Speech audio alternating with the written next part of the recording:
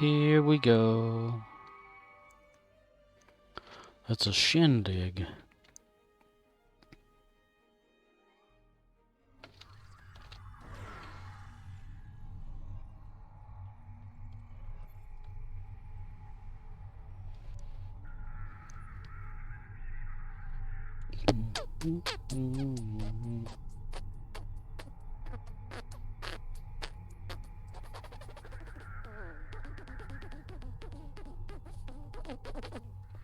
Test your might. Fart. Alright, a rundown of what we're going to do tonight. The same damn thing we did last night, Pinky. Try to endure a game.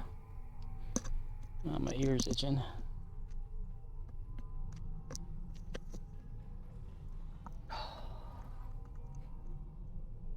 Oh, pardon me there, mister. Pardon me. It wasn't where you went that way.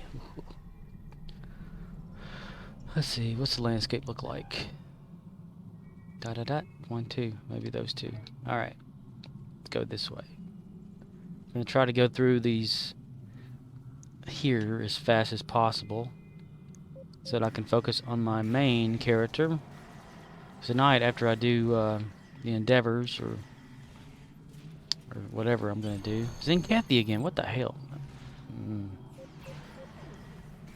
I'm going to focus on probably making a specialization manual, or training manual for one of my officers. I've not decided exactly which one. I may start a brand new officer over, a bridge officer, not a character. Elsa Flores. Does everybody have an Elsa Flores? I had one at one time for like a few episodes. Not at this episodes. But, yeah. She's like a default character you get on the TOS, Agents of Yesterday or something, whenever you start the game. Get her in one of those missions in the past. Fire.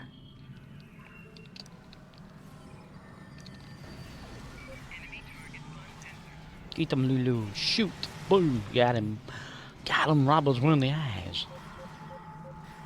Right between the ass. I tinkered around with the chat box a little bit. Not from what I can see, but what actually goes onto the video itself. I'm hoping that it extended maybe out to here, where it gives more dialogue or area to type or to show the text.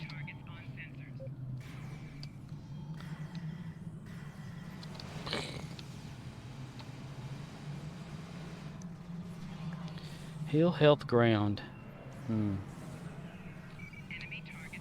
That's a shield one, isn't it? I need my other character. My other bridge officer. Bridge officer. Officer stuff. Teleporting. Hello. Come over here and get some of this shit. Get some of this shit.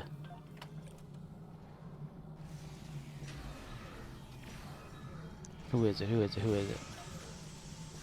Right there. Skills.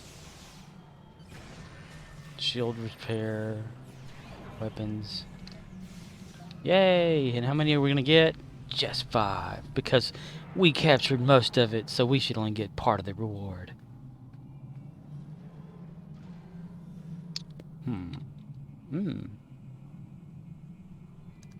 Let's go over here and share in their glory. Up, can't. Too late. Well, damn. Alright, let's go over here and see if we can get like one more credit. Yeah!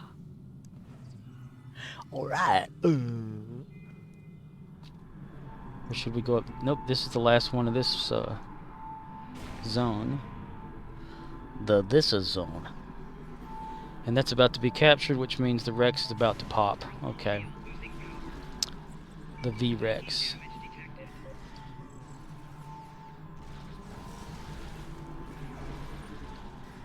The Rex. V-Rex. V'ger.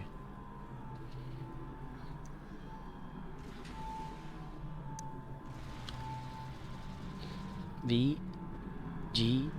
V'ger. Defeat Tzenkethi ground. Oh, God.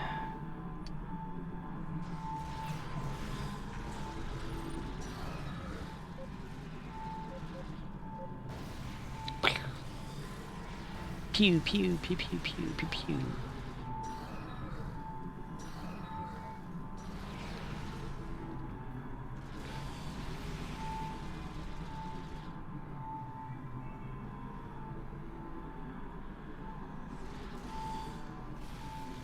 Ring around the toilet seat, pocket full of toilet seats, ashes.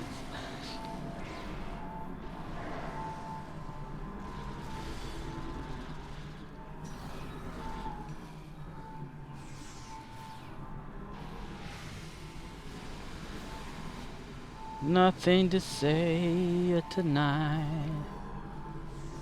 Nothing to talk about. Let's just play the game we love so much, and then we'll go to bed soon after. Oh bloody, life goes on, yes. Life goes on. Kev Skyo says, how you been? Oh hey Kev, what's up? Kev Skyo says, hey Scorp. Hey. Well, that was backwards, wasn't it? Oh, there it goes. Let's see how many of these. We only got 10 that time, so it's total like what, 15 to 16. I don't know. I've been like just playing and stuff. How you been?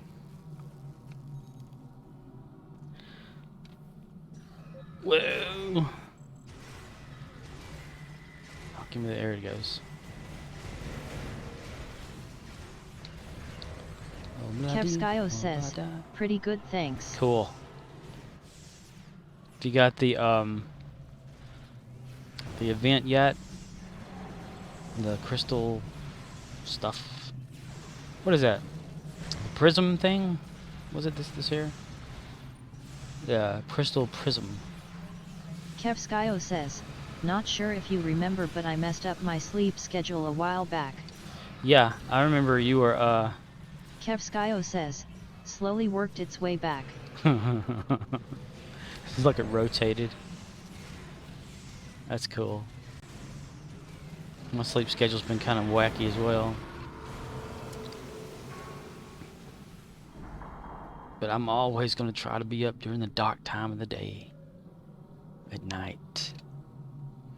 Where it's not so bright. In the morning.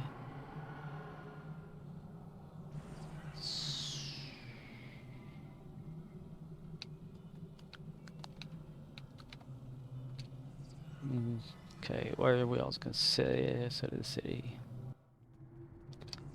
Kev Skyo says, I was sleeping earlier between 6 to 9, but it's gone back to normal around 12.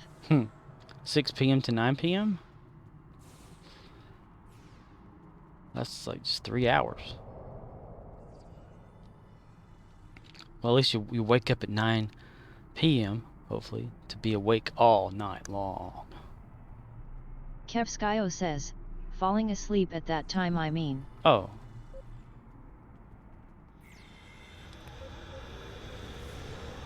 And then so like sleeping until morning, and the whole day goes by, and then you're sleeping again, and now you're awake at night.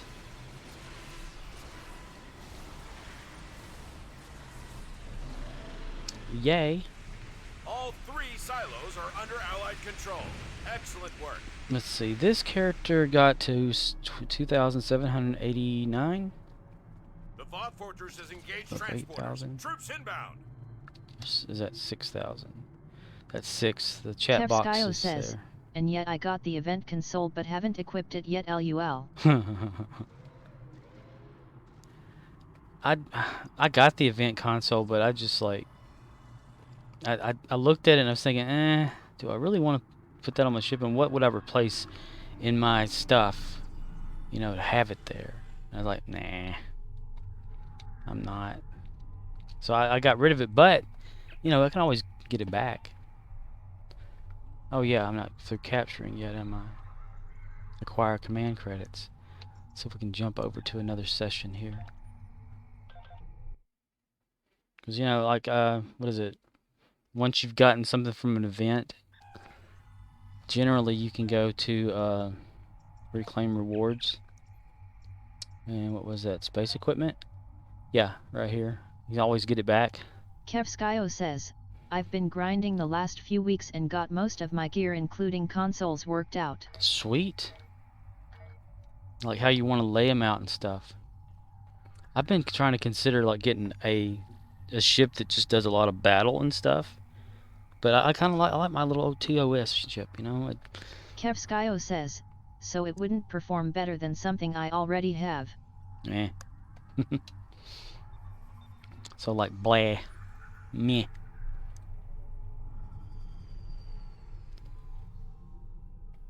You just have to like have it all upgraded and stuff, huh?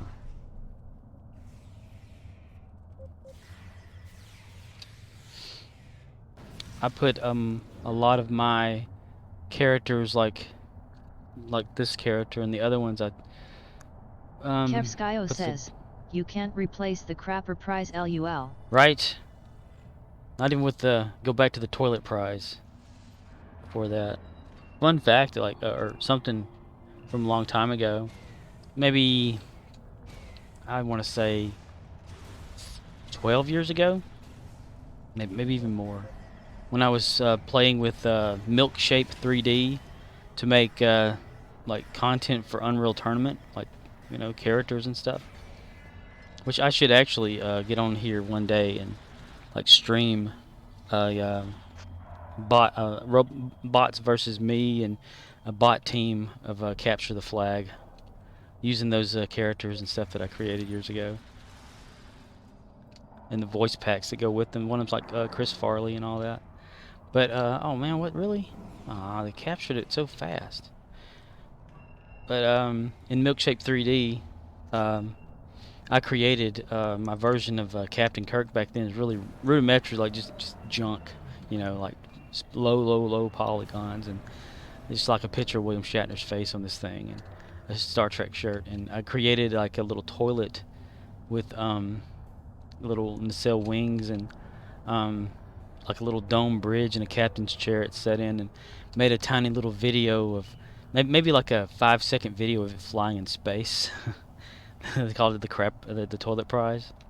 That's where I got that idea from. But the crapper prize, I kind of like the crapper prize. I do. I just wish it had more console rooms. Kevskyo says, haha, nice, that's cool. And whenever I had I guess I didn't co-own, but I like did the content and stuff and updated the site sci-fi-x.com, and on there I created a special little like, let's say like a reporter type thing, where it was my captain, but it wasn't Kirk. I forget what I called him. But it was a 3D model, and it was like Model T Kirk or something like that. And he would like have reports of like things that were fake, you know, and star dates and whatever like that. I really missed that site, even though it was like it sucked really. I mean, nobody ever visited it, and it's still owned by somebody out there, but the content is not there because I had the content and he did away with the site pretty much, and wanted to know if I wanted it, that I could buy it or whatever, but at the time I didn't have any money for it. So, but he still has it out there. I should ask him, you know, if I could have it back, and I put that junk content back on there, because it was like I wanted it to be like kind of how the old sci-fi site used to be, you know, instead of how it is now. Like, it used to actually list shows that were cool and stuff, and I was gonna like have like some images of the shows and lists of characters and plots or whatever, and episodes, this and that. And I had made like a MySQL database of it and everything, and I still have it. I like the site stuff itself. I still have. I have like on a hard drive somewhere. I had to learn like Peril programming and some PHP for that. It was good times. But I love my little Model T Kirk. You can probably look up like some old archive. Let's see, what is it? Webarchive.org, where you can like visit old websites that have been archived. And it might still be out there somewhere like that. I had some fun back then though, creating maps for Unreal Kevskyo Tournament. says, what's the site name? It used to be SCIFIX.com,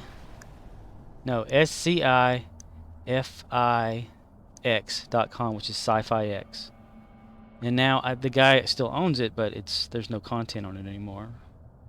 Because he's like getting real big into security and stuff, and he did away with the site, and because of something or whatever like that, went like underground type thing.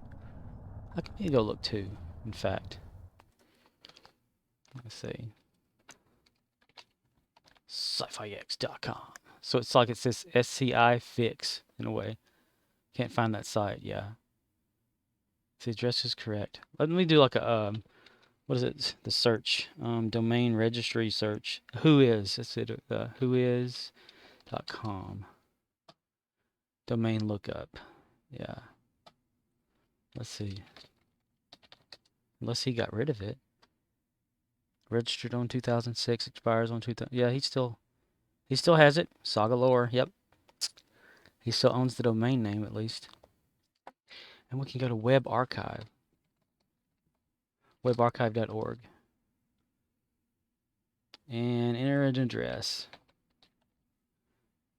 .com. Let's see what that pulls up. Wow, really?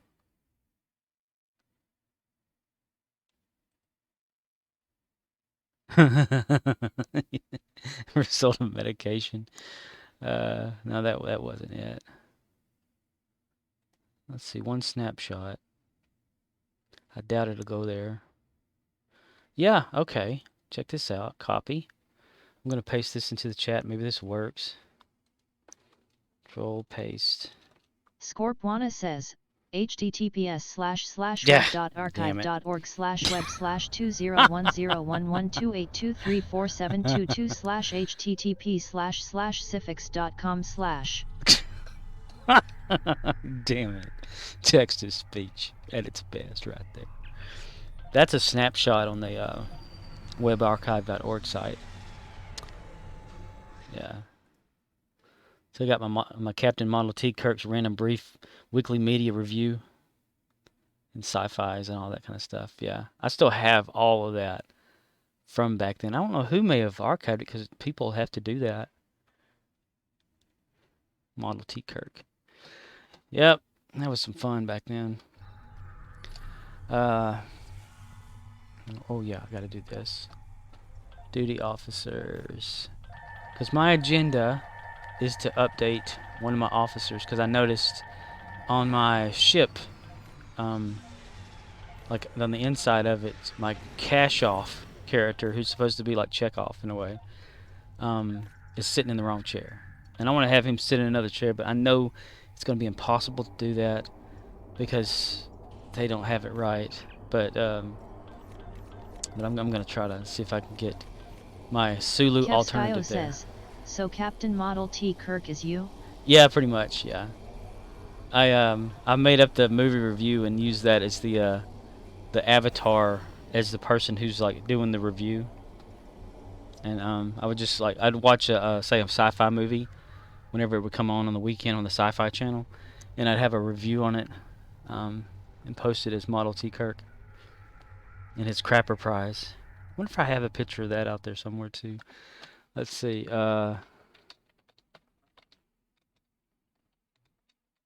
Model T Kirk. Kirok. Nope. Huh. It could be an archive. I don't know. That archive site, it's got different archive dates and stuff that you can go visit. It's the Wayback Machine. You just go to web.archive.org and type in a site that you want to look up that may have existed at one time, and you can view it like what it used to look like back then. Like it's 2007, February 9th. I just randomly clicked on that one right now to look at it. Because it was some other site before as well. Charlie and the Charlie and Chocolate Factory on this one. And there's my toilet prize, like Sci-Fi X feature toilet prize. That's my little toilet prize. I forgot I even had that thing. That was fun. Paste. Scorpwana says, Damn it. https://web.archive.org/web/200702090125/http://www.cifix.com/. I'm looking at this as like Charlie and the Chocolate Factory. Kevskyo says, I used to go on a website for a game I played when I was younger that's now archived. Cool. Yeah, like, you know, if you ever just want to look up old sites and stuff, you know, like... Kevskyo says, looking at the archives is so nostalgic and a little sad. Yeah, you kind of realize, like, how old you've gotten since then, and yeah, it makes you kind of like, not really depressed, but just remembering times, you know. And yeah, it's awesome. I mean, I could still... Kevskyo says, I know what you mean. Yeah. It's just like it gives you some sort of goosebumps too, you know, like, I don't know, like whenever I was younger, before the internet was what it is now, you know, you had dial-up and you could go to websites, but not many of them actually talked about a lot of stuff. So we had to rely on going to like bookstores and a place called Babbage's. Let's see, Books A Million. Just random magazine type stores or something in malls and whatnot, and getting Electronic Gaming Monthly, and it would have like information about games that were coming out and little cheats and stuff that the developers would have in it, and that was like the thing to do. I remember like a time when what was it? I got an SNES, and a friend of mine he bought, like, I think it was Zelda, or either I bought Zelda. One of us did. And I had the strategy guide that I had bought, or he had bought. Somebody had bought it. I don't know who did. And we like played that whole day. Like he would play, and I would be like the navigator, like the person looking in the book to say, okay, it says go this way to reveal this and stuff. And I think I may still have those books somewhere. I've got a lot of just junk. And you know, that was like the way. Like when Mortal Kombat came out back then, there was no like looking on the internet to find the fatalities and stuff. You had to actually figure them out and watch people do them on the controls on the actual game the arcade machine itself. And I never could do it because I was not good with it using the sticks on there. But yeah, it was something cool just back then. It's something about it was like the early 90s and stuff when I was a teenager, or not really, well, a young teen, I should say. One of those 80s type kids, like Stranger Things stuff kids, you know. Kevskyo says, I remember looking through cheat code booklets for games when I was younger. Yeah. And like maybe like someone that figured the code out, and then they like would put it in there, you know, or developing games of the week. You know, Power, what was it? Nintendo Power was like a thing if you were Nintendo.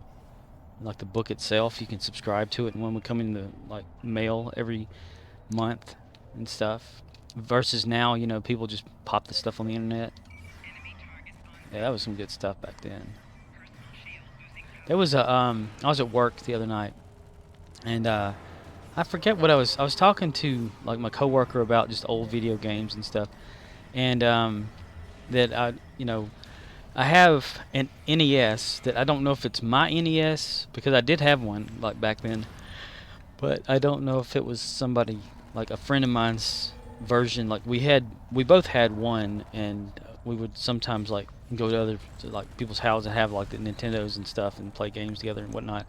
But the Nintendo I had was missing the front flap, you know, because you'd push the flap up, put the game in a certain way to make it work, you know, either do the whole blowing in it thing or put it in there just right to scratch the little contacts. And the door was missing, so like maybe 13 or so years ago I got on eBay and like got a new door for my Nintendo. And then I saw someone had like an actual Nintendo NES Advantage like box, because mine was an Advantage version with the pistol and all that, and the Duck Hunt game with Mario.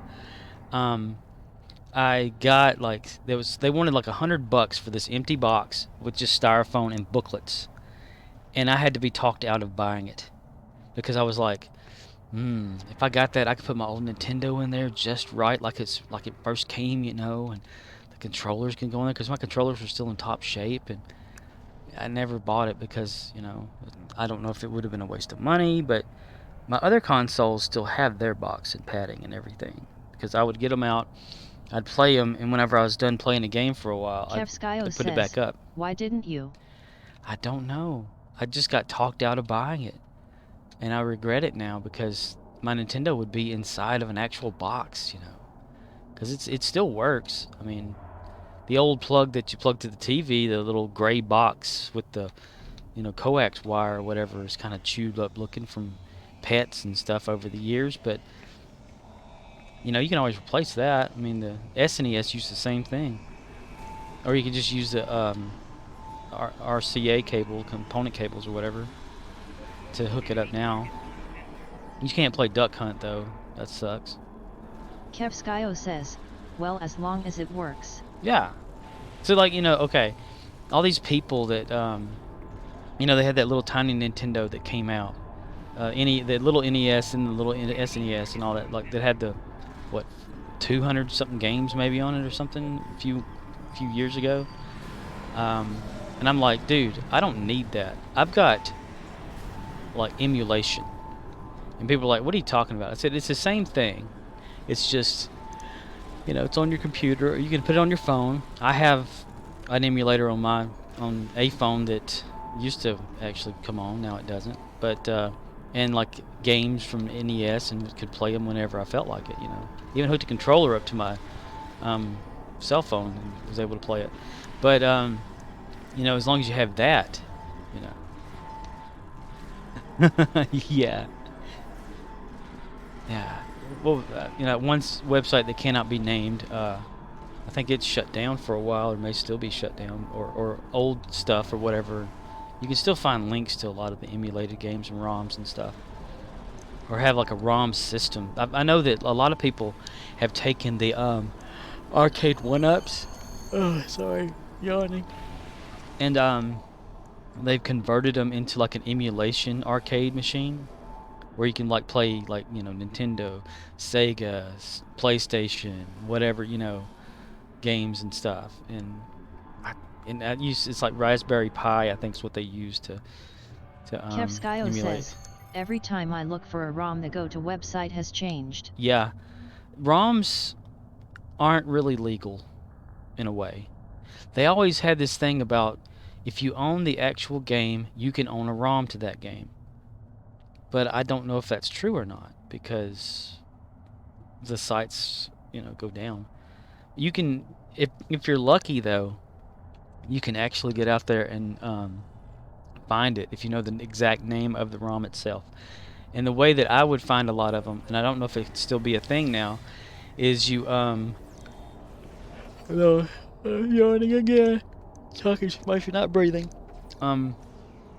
If you put in quotations in Google index space of, where it's index of, and you type in the name of the game, and whatever the ROM name used to be, I think now they zip them or whatever, but like, what is it, .nes file or whatever, and you can find like someone who will have like an Apache web server that hasn't like secured it properly, and they'll have like every single one of those games they've downloaded, you know, and you can straight up download them straight from that person if they haven't secured it. I think nowadays they secure more with the HTTPS secure.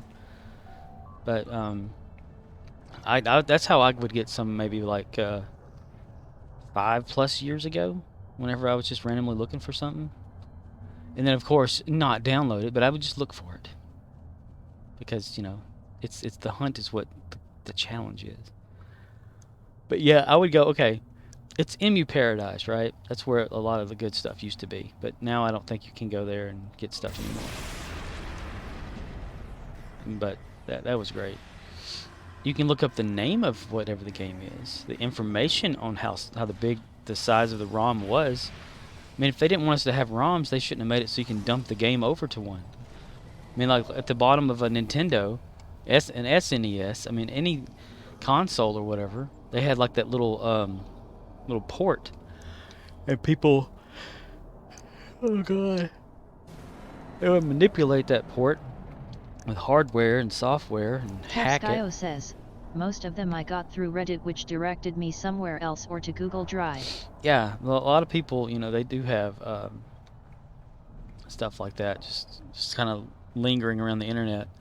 Or maybe, oh, this might be interesting. What if you could go to that web archive site and find a snapshot of the Emu Paradise site from way back when it had the actual link to the game, and it may have accidentally linked and saved that game. There's a thought. I ought to try that out just to see, just to test it.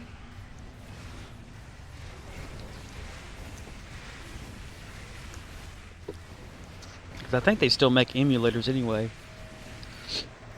I think the SNES emulator I had was that DOS based, where it would pop up a command window and allowed you to play it that way. Then they had the SNES, which was a Windows version. The Sony PlayStation one I had, I can't remember what that was called. I had a Sega one. Kev Skyo says, I honestly never made the connection of Emma Paradise with emulator. Right? Because Emu Paradise is just a place to relax. Kev Skyo says, I would always think emu like the bird LUL. An emu. They could have like hid the, oh damn, why did I do that? They could have hid the gaming stuff or whatever with a fake front page of an emu, you know. And save themselves. I've got a video out there, and I don't know why it was never taken down. Damn it, they got that already. Since I work in retail, one year we had the for Christmas, it was a handheld Sega Genesis emulator thing, you know, licensed by. It took you pronouncing it to make me realize. Yeah, is it Emu Paradise? Emu. But this thing, I still have it, and I still have the videos out there. Dude, I totally just went the wrong damn way and didn't go to the right way to this thing. I'm not going to be able to capture the city already, I know it. But it's, I think AT Games made it, and we sold it during Christmases and stuff, and it was like an emulator, a Sega emulator, handheld thing that played the actual Sega games and whatnot, and the instructions says, like, you know, searching on the internet, you can find more games for this thing. Just put it on an SD card. Says, hey. All oh, hello. Silos are under Allied control. Excellent See, I work. told you I was not going to make it there. Damn it. Anyway, you could, download the ROMs if you found them on the internet to an SD card and put them inside this thing and play them, you know, straight from it, because that's all it was, is an emulator, you know, on like a, little piece of hardware in there. And I think I messed up in a video, because it's still on my YouTube channel, of how to put games on there. And like how to make like the pictures or the like a picture of the game to play it and stuff. And shortly after that, Emu Paradise went down. And I don't know if it was like I made a mistake, and because someone commented underneath my video saying like, you know, be quiet or whatever. Like, be quiet about what? Because I thought emulation was okay. I mean, it always had like that thing, you know, that as long as you got this game, you know, don't down whatever. And I'm like, okay, well, you know, I've got the game. Why can't I play it anyway? But, yeah.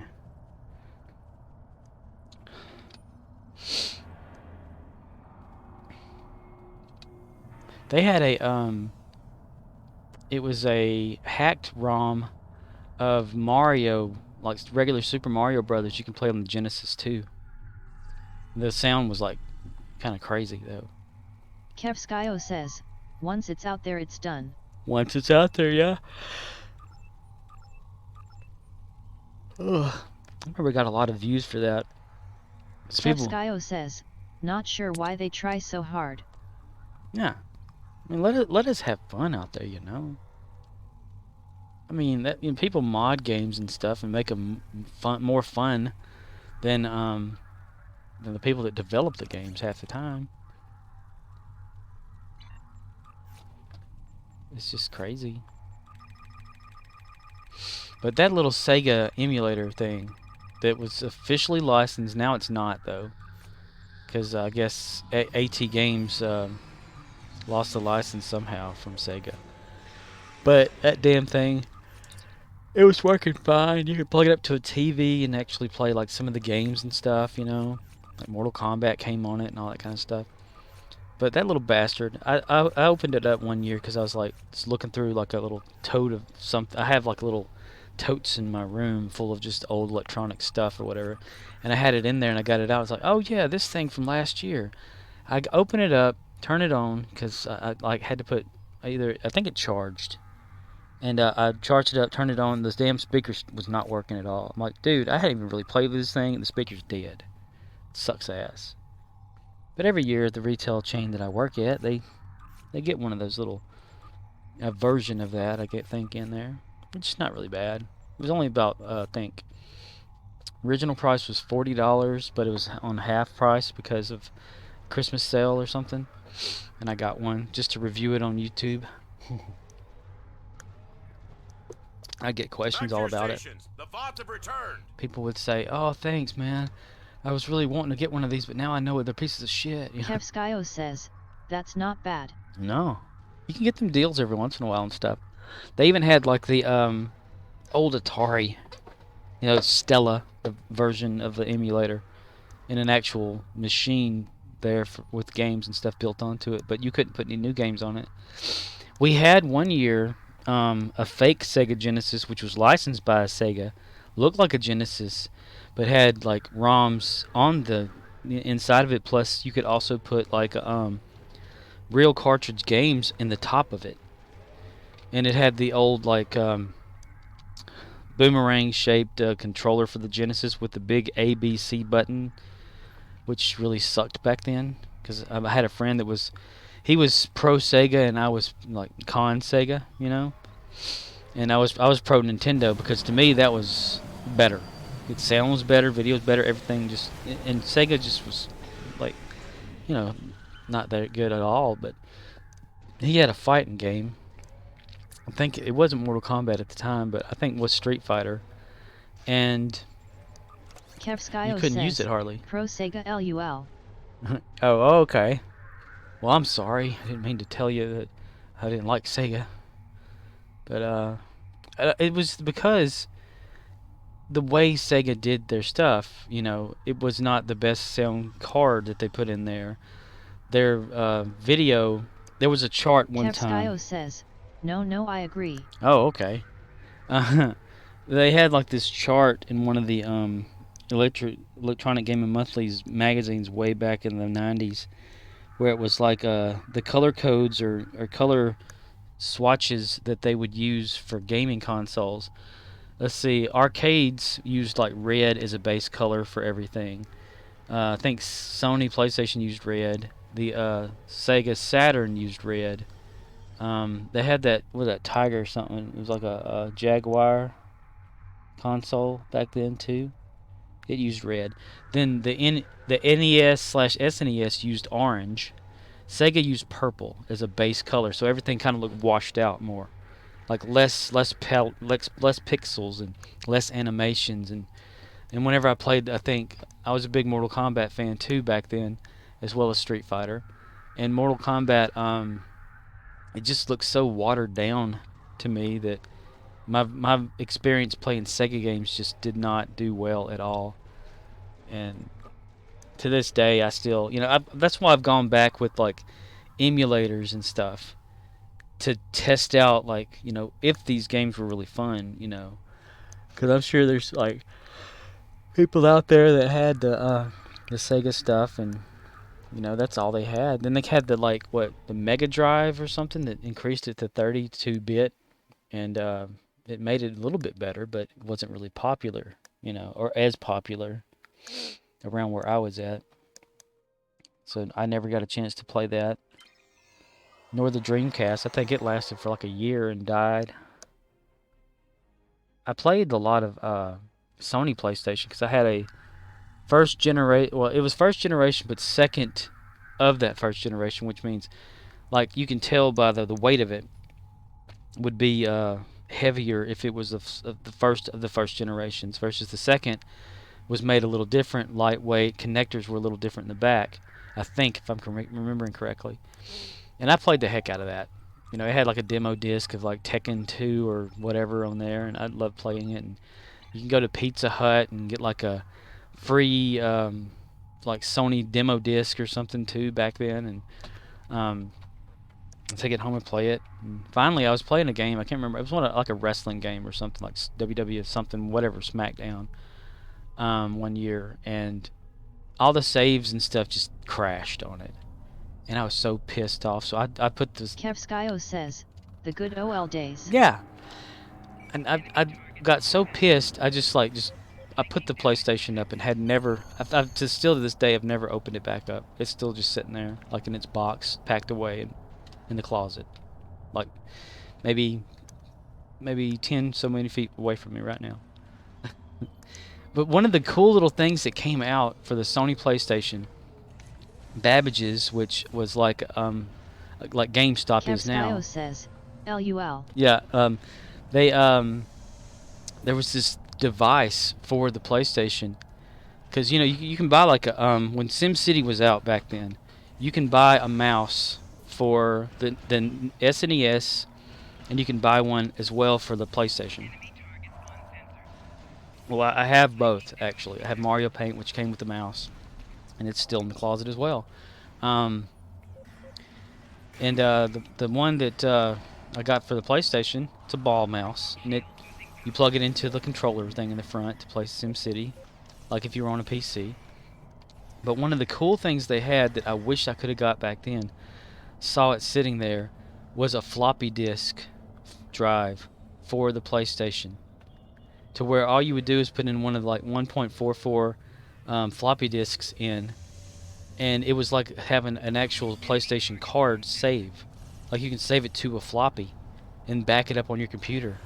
And I was like, oh my gosh, that's awesome. But I didn't have the money back then to buy it, so I never got one. And that would have really come in handy for the saves, because now you can actually still use that if you have your PlayStation, and download people's other saves from over the internet, load them onto an old floppy disk through your computer if you still have a floppy drive. Kevskyo says, Sag. Yeah, right.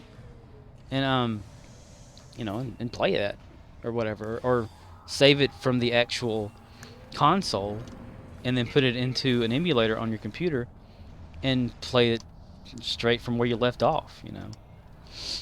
There's a lot of cool games out there I never played because of that, because like my experience with the game just crashing or something. Hell, I even partook in like trying to copy games, and it would never work, because they had some good copy protection on the Sony. I just was testing. I mean, I had like a CD burner, and I thought at the time in the mail, AOL was always sending out like free installation discs, and I thought, ooh, one day I'll be able to write over these things and have all the just put all kinds of stuff on this. I didn't know you couldn't rewrite over an old AOL disc. Most people were just putting like felt underneath there and using them as coasters for cups and stuff. I still got some though. They're in a box somewhere. It was like a little junk pile one day, and I came across it. I think maybe it was a few years ago. I would save all sorts of shit. I mean, I've still got like I was saying, I still have my NES, but it's not in a proper NES box. I was going to donate it to Rooster Teeth because I thought that'd be the perfect thing. You know, they can play an old NES, but I'm glad I didn't. I mean, I packaged it up and I was about to mail it off one day, and I didn't, and I still not. So it's in a box, but not its box. Because I don't know if they were like having donations or something. I wanted to see if they could open it up on AWU or whatever. And then my SNES is still in a box in the closet. Kevskyo says, "What's Rooster Teeth?" Oh, it's a pretty cool company. Okay, you know, Halo, right? Like Combat Evolved or Custom Edition. Well, these guys got together and they would play it, and they would record the video of Halo in like the box canyon that was on there, Blood Gulch, and they came out with Red versus Blue from that, and that spawned the Rooster Teeth company. They started doing machinima. They started doing commercials for people, and got like a big name for themselves in like production and little like movies now. Like was that Laser Team? That's pretty interesting. And then a sublet of this company, Rooster Teeth, which is in Austin, Texas, they came out with what's now known as Achievement Hunter on YouTube, which is also the Let's Play channel that Jeff Ramsey and Jack Patillo like run, or one of them did run it. But yeah, they had all kind of cool content. Kevskyo says, "Oh, that's cool." Yeah. And you know, every Friday I watch their Minecraft stuff on the Let's Play channel. But yeah, and it's cool that like and they did the voices of it. You know, you can watch the first Red versus Blue episode, and one of them's like they're standing up. It's Red versus Blue, so it's the blue team's up on like one of the sides of the canyon looking down at the red team, and the one of them looks over there and he goes, "Hey," and the other one goes like, "Yeah." He goes, "You ever wonder why we're here?" You know, and they have this discussion about why they're there and why they get shipped to this big canyon to fight, and there's no enemies and stuff. And it's hilarious if you've never seen it. I do recommend like watching it. You'll laugh your ass off, and it's all in game. You know, they used the stuff from just multiplayer. Nothing special back then.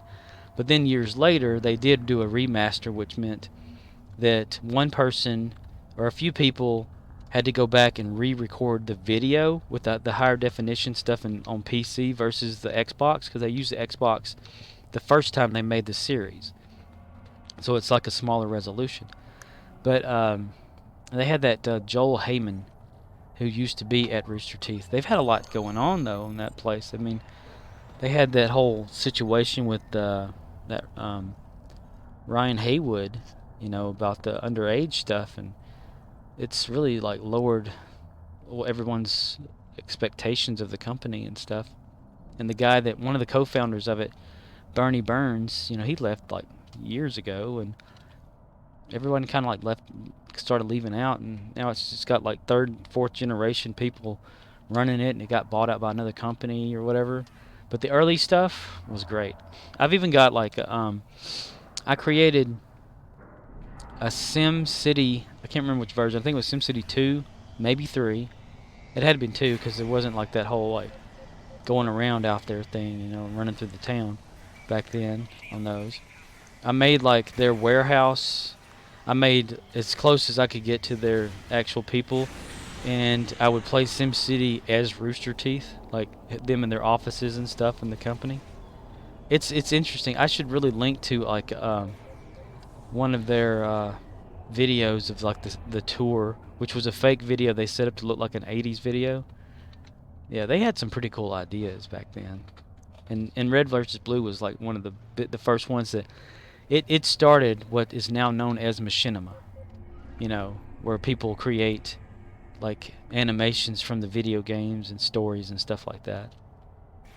And they had that one guy, Monty Ohm, that had made a video of like the Metroid Samus, like kicking ass of the aliens and stuff on there. Like, I can't remember the freaking names of the aliens, but like a super 3D stunt fighting type thing, and they hired Monty to do some like 3D animation for Red versus Blue and stuff. And after that, like years later, Monty he passed away, but and they they hit him hard, hit a lot of people hard, because he was a pretty cool animator.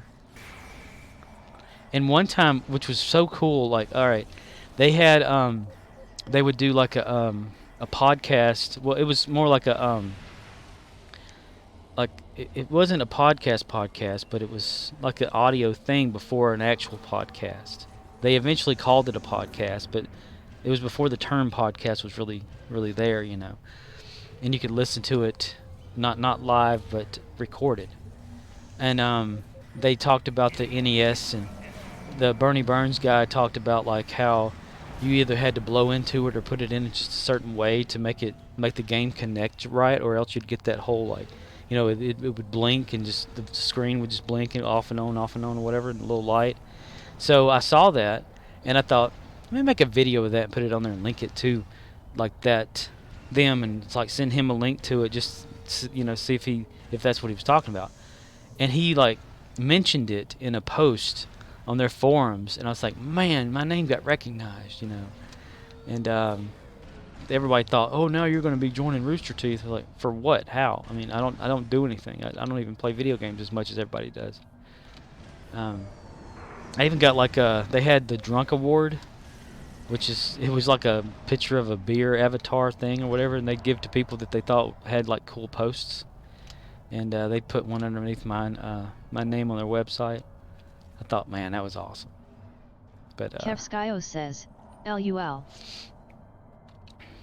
And then later, like whenever they stopped doing a lot of stuff, Jack Patillo, who was in charge or co-founder of Achievement Hunter from Rooster Teeth, he started like doing Twitch and stuff and playing Minecraft, and I started watching his stuff and got on there. And there's that thing about whenever you plant, like you put down one water, and you can make like a 9x9 grid out of that one water, and he didn't know that for some reason. So whenever he was playing on Twitch, I was kept telling him over and over. I said, do this, it's more productive than what you're doing with the water.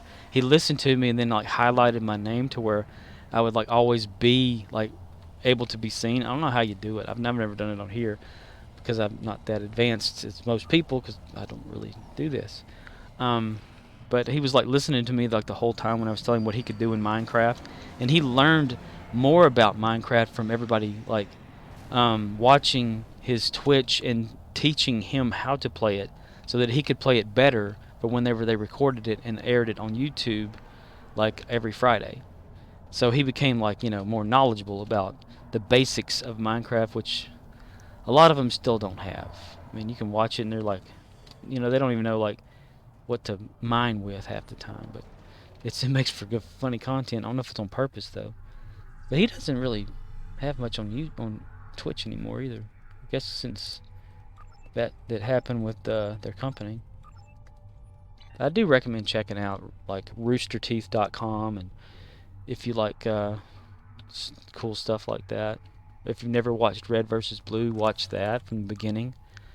And one of the characters on there is called Caboose, and he's like a solid blue, and he's like just his brain's all scrambled, so he's always like talking out of his head about stuff and things that doesn't make any sense. And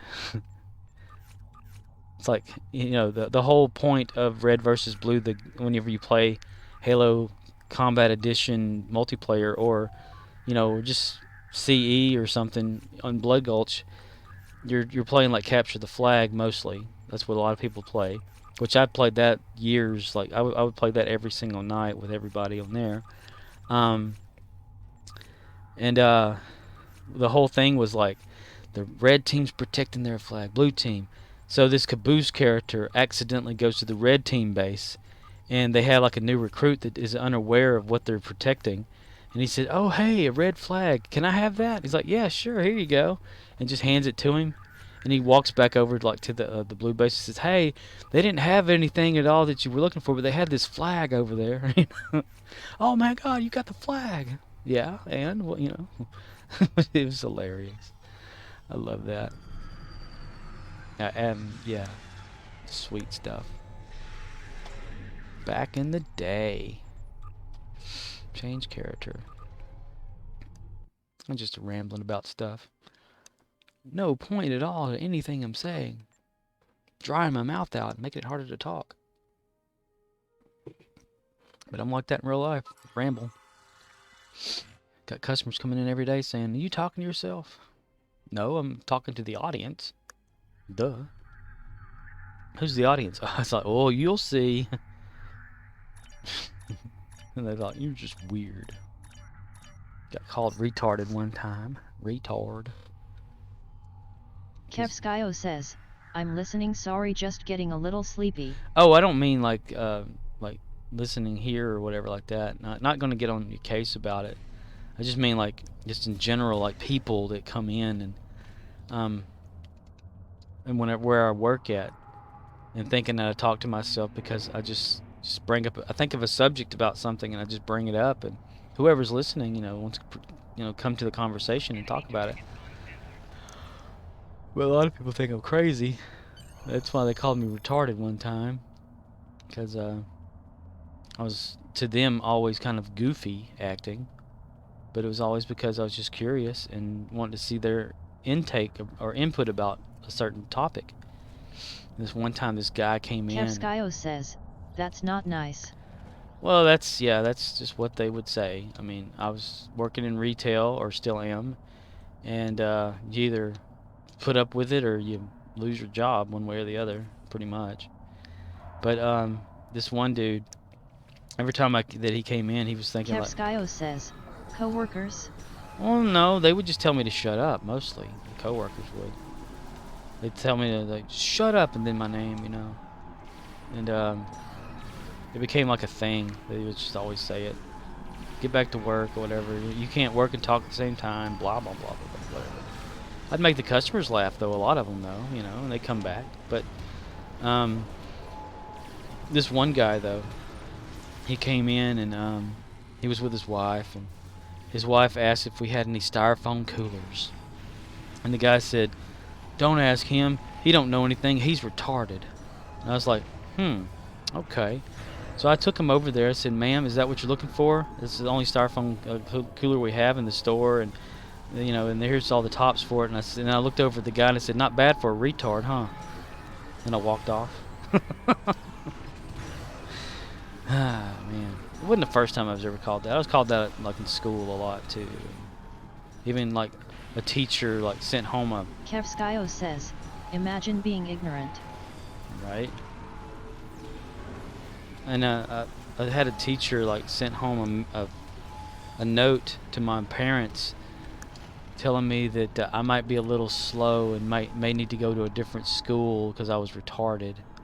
And I read it and got like really emotional about it, and upset. Because it's not that I was like slow or anything, it's just I felt bored in school.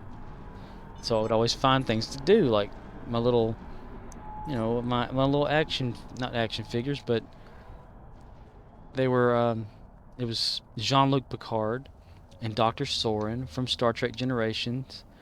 They were little bookmarks with like, the bottom half of them was just regular bookmark. The top half was like their shoulders and their head. I couldn't help that they were having a conversation at my desk in school about the ribbon, the Nexus ribbon. I mean, I didn't want to disturb them, so they kept just talking and making me laugh. Kevskyo says, LUL. And then the teacher would look over there and she said, "What are you laughing at? You want to mind sharing it with the class?" I said, "Dude, if you only knew what these two guys right here were talking about. I mean, it's out there, right? He's trying to like destroy everything so he can get back to this Nexus thing, and this dude right here is trying to stop it. And they just like just roll their eyes. Like, what the hell are you talking about? And I said, no, I was like, you just wouldn't understand. It's Star Trek, And they would say, put those things away, get back to work. Like, whatever, And they would tell me to shut up all the time too. But if you're not teaching stuff that's important, then it's not going to be important. I'm not going to follow along. So my grades in like English, the grading scale was like what was it? 60 to 69 was like a D. Then it was 70 to 79 was a C. Then 80 to 89 B, and then an A was from anywhere like 90 to 100, and the plus, minus, and whatever. I would always like I would like. Kevskyo says, I had the same grading scale. Yeah, and what it like every year, F would be like a what was that? Like a 59 or less or something. I would pass English barely because the teacher would do this for me. They would round up my 0.5, like I would have like a 59.5 in English, which would be an F on the grading scale. And they would round it up to a D, a D minus, every single year. And it wasn't that I couldn't read, it wasn't that I didn't understand English or like how to defragment a sentence and all this kind of crap. It's because they had this stupid thing called accelerated reader, which counted for so much of your grade, and I refused to do it. I was like, I'm not reading that. I don't need to. Why not? You get points for this. You're supposed to. It's part of your grade. I said, yeah, but I don't care to read that stuff. It's stupid. So one day I thought, okay, because what you would do with accelerated reader, if you didn't know what it is, you read this book that's worth like, say, 5-6 points or something like that. You go take a test on this book. It's like 20 questions, maybe 10, depending on the size of the book. And if you would get these questions right, you'd get a grade for it. Your points would go up. They try to tell you, well, if you get so many points, you can get like these little prizes or something. They try to make it so, hey, here's what you get for this. It's something to give you incentive. I never got incentive from any of that. I thought that shit was stupid. So what I tried to do one time, the book Moby Dick, it was worth like 20 points. And it was like it was maybe like 3 inches thick. Tiny writing and everything. I thought, what if I took that book, but I watched the movie and took the test by watching the movie? How much, would I like, would that work? So I tried it. My grade went down. I would watch. It was the USA Network's version that had Patrick Stewart in it, and it was nothing like the book at all. They would like say, what did so and so say to whoever or whatever about this or that, and I'm like, I don't know, it wasn't in the movie. So I'd randomly answer it with like a multiple choice question or answer, and I failed it. says, was it a good movie at least? Yeah, I mean it was okay. You can probably look it up. It was about Moby Dick, and Patrick Stewart was Ahab, and yeah, it was on. I was like way back. It's because I still have it VHS recorded somewhere. Because I recorded it so that I can rewatch it to see, like, to try to remember all the information in it. It's probably in the closet somewhere because I have a lot of videotapes that I would record TV for no reason back then. I tried that a few times, and eventually, like when I would do the accelerated reader thing, I do for the 1-point books, which are like 4 pages of information and only 5 questions on the test. And then, because we would have like spelling tests all the time, and I'd ace them every time. have like what kind of verbs or whatever and this and that. I'm like, you know, I do that. But still to this day, like, I can correct people on grammar in real life like a real grammar Nazi. You know, I don't try to do that online or anything, but it's not hard sometimes when you watch a YouTube video and someone just doesn't use it correctly. You know, everyone's done that at least once. In fact, I think, what was it, 2 days ago in a YouTube video comment, I did that. They had said something wrong, and I could not help it because it just bothered me. And I put down there, I said, error, grammatical error, you know, and I corrected them in a comment. I'm waiting. I need to actually load up YouTube to see if someone posted a reply to that.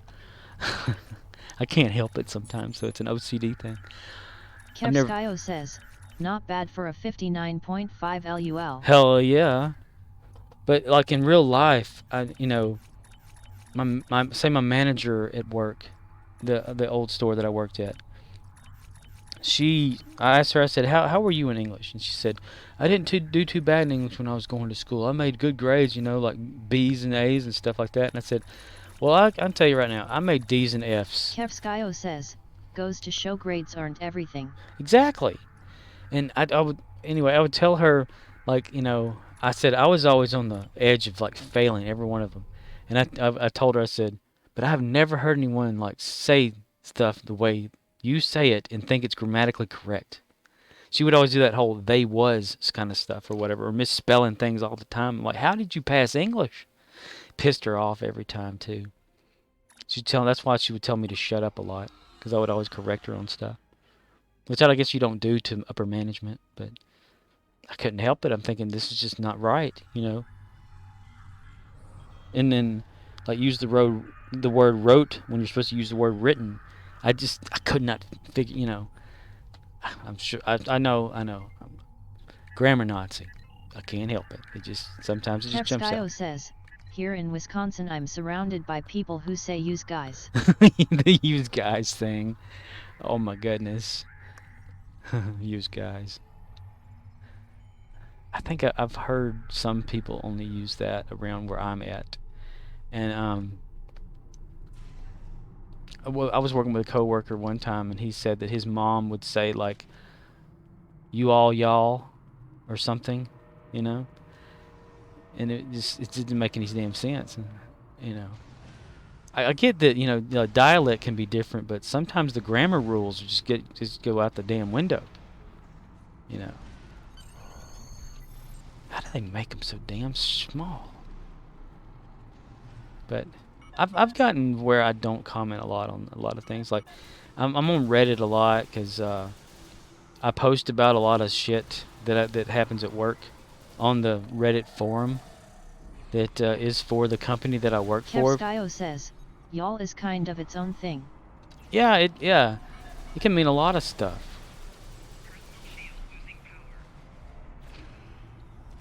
Oh, we got another glitch. Voth is stuck inside the machine here. He's totally unaware that I'm here. You're like, hey, you can't shoot that guy? No, but you can do something like, let's see, get that off of there. Not really shoot at him, but be quick about zapping the ground he's standing near. And that didn't do a damn thing, did it? Huh. That's usually the lightning will strike. That's crazy. I don't know. I was just different in school. I accidentally, no, what was it? I took like, it was social studies or social science or something like that twice. Because I thought I failed it the first time. just cause. I took Spanish class for like, we went to do block scheduling like a college would, which every class was like an hour and a half. We did this for like maybe 2 years at the school I went to in high school. And I don't know if they may have stopped doing it, but so I whatever you would do is like you would take, say, for half of a school year, you know, you would take this class for an hour and a half, which counted as if you took it all year long. Kevskyo says, high school block scheduling is the worst. Yeah, you end up running out of a lot of time to just do nothing, because you can like do your homework in school. Kevskyo says, at least in college you get breaks between classes. yeah, it was just it would drag out, you know. It was real boring. And anyway, I took Spanish, not to learn Spanish, but to learn the lyrics to La Bamba by Richie Valens. That's why I know them to this day. I just something I wanted to learn. So when I learned La Bamba, and the new semester started, I don't want to take Spanish 2 next year. They're like, you have to have a foreign language or a second foreign language or whatever like that. And I said, no, I don't. I'm not going to leave the United States. I don't need to know Spanish, you know, or whatever. Yeah, it was Spanish because of Richie Valens. So whenever I left there, I went straight to keyboarding class because I was big in Yahoo Chat back then, and learned how to type fast while talking in Yahoo Chat. So whenever I got to keyboarding class, all I had to do was just figure out where my fingers needed to be, and I was able to catch back, like, learn it quicker, to where they would give us an assignment for, like, copy this page and do it like this or whatever like that, you know, and using this and whatever. And I would get done, since we were on block schedule, I'd get done maybe in maybe 5 to 10 minutes because of the typing. They said, Brandon, you, no, well, there's my name. Hello, everybody. How you doing? They said, man, you typed that out really fast. And I was like, yeah. I said, how do you do that? And it's like, I was in Yahoo Chat for a few years. You know, I learned how to type by having to keep up with the conversation. So for the next like hour and 10 minutes of the class or whatever it was, I would sit there and they'd say, well, you can browse the internet. Well, they had Net Nanny on a lot of the computers, so you could only go to, like, what was it, just a base form of Google, type something in and not really go anywhere, you know. So back then, since it was like Windows 98, I think was it was like a school edition or something. You could press F8 when the computer booted up, you know, and it would list all the programs that it's going to load up and all the little drivers and stuff, and you can select not to load certain ones up. So I thought, okay, well, I'm going to turn off Net Nanny. So I did, and that allowed me to browse the internet however I felt like it. I could go to Yahoo and continue chatting with people that I knew and log in and all that kind of crap. And the teacher comes walking over there and said, what are you doing? I said, I'm on Yahoo Chat, just like hanging out with people on here. He goes, you're not supposed to be able to get into that. I said, well, here I am. And she's like, how'd you do that? I said, I just pressed F8. And she looks at me like confused. Like, you know, it's just F8 in Windows. Every Windows has it. You just bypass whatever. And she goes, come with me. They took me to the office. They accused me of hacking the computer. Like, this isn't hacking. This is the basic function of Windows, you know. And they told me, like, never to do it again. Don't tell anybody how I did it. All this kind of stuff. And they said what I would have to do on the block scheduling is actually do the work. And once I'm done, back away from the computer and sit there for like the rest of the time. I got in trouble for it. Yeah, that was so fun back then. And then, like, you know, I'd be in class or something, and because I got a nickname like a hacker or whatever, and I wasn't a hacker. Kevskyo says, those same people probably still don't know how to this day. Right? could be correct. You know, I never took algebra either in school because I always took just basic math and stuff, and I don't know how I got away with not taking algebra, but it just was a thing. And so they put me in this class called Math of Money. Since my mother had a store, they figured, well, your future. Says, ooh, lucky. Yeah, they figured since my mom had a store, that I would probably be like part of it one day, run it one day or whatever, be a person behind a cash register counting money back to people. And I said, I ain't gonna be nobody like that. Well, I work in retail and I work behind a cash register now. Anyway, I was sitting in class one day, in this Math of Money class. We were like, had just done some sort of thing about whatever it was. It was more like learning money stuff more than actually counting it all day. But in fact, I don't really remember anything about the class. Is that bad? But what I do remember is the several times whenever a teacher would knock on the door of the classroom, and they'd say, "Hey, can I borrow so and so? I got a problem with my computer." And they said, "Okay, you mind going to their room or whatever like that?" And I said, "Yeah, sure, whatever." And I'd go and I'd sit down, and they were using Microsoft Windows 3.11 for work groups back then. So yeah, it's very, very basic, very basic. You know, even the like computer lab computers were using 98, and these were still using 3.11. I was like, what the hell? Upgrade already, shit. You know. Anyway, he's like, I can't get the printer to print what I want to print here. It says there's an error. Could you fix it? So I sat there, you know, and you could still do like task manager and stuff, and the old Windows, and like in program, start them up, that kind of thing. So I kind of just reset the print spooler, you know, and that's all it really was. Just delete the print job and start it back up again. And they were like, "Oh my gosh, you saved me so much time by doing that for me. Thank you." And I said, "Well, you need anything else?" She goes, "No, go back to class." I'm like, okay. Like you know, you help them. They're like, "Oh, thanks. Okay, bye." That happened a lot in school, and I was not really good at anything except just helping, I guess. Got in trouble one time because I actually went to the principal's office because I was a huge Kevskyo says, how grateful. right, and none of that like on any kind of application for anything like, you know, honors or nothing. I never got any of that crap. But what was I saying? Shit. Oh yeah, I got in trouble one time because I was a huge wrestling fan. I was in art class, you know, block scheduling art class. It was like an hour and a half long, and we would do our task or whatever that the teacher assigned us to do, and I got done with it really fast and made like a WWF, not EF. It's still F to me.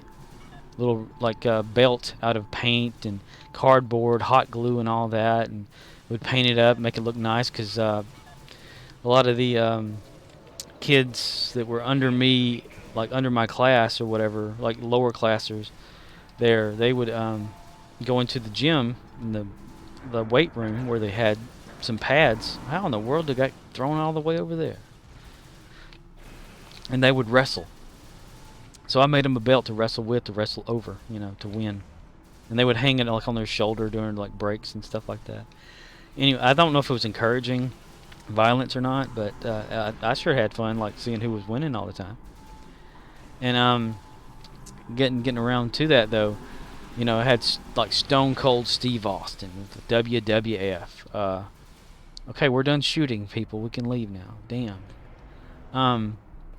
He, you know, would have a keg of beer on stage and drink it and flip people off. So for an art project, they gave us like an option to do what we wanted for art.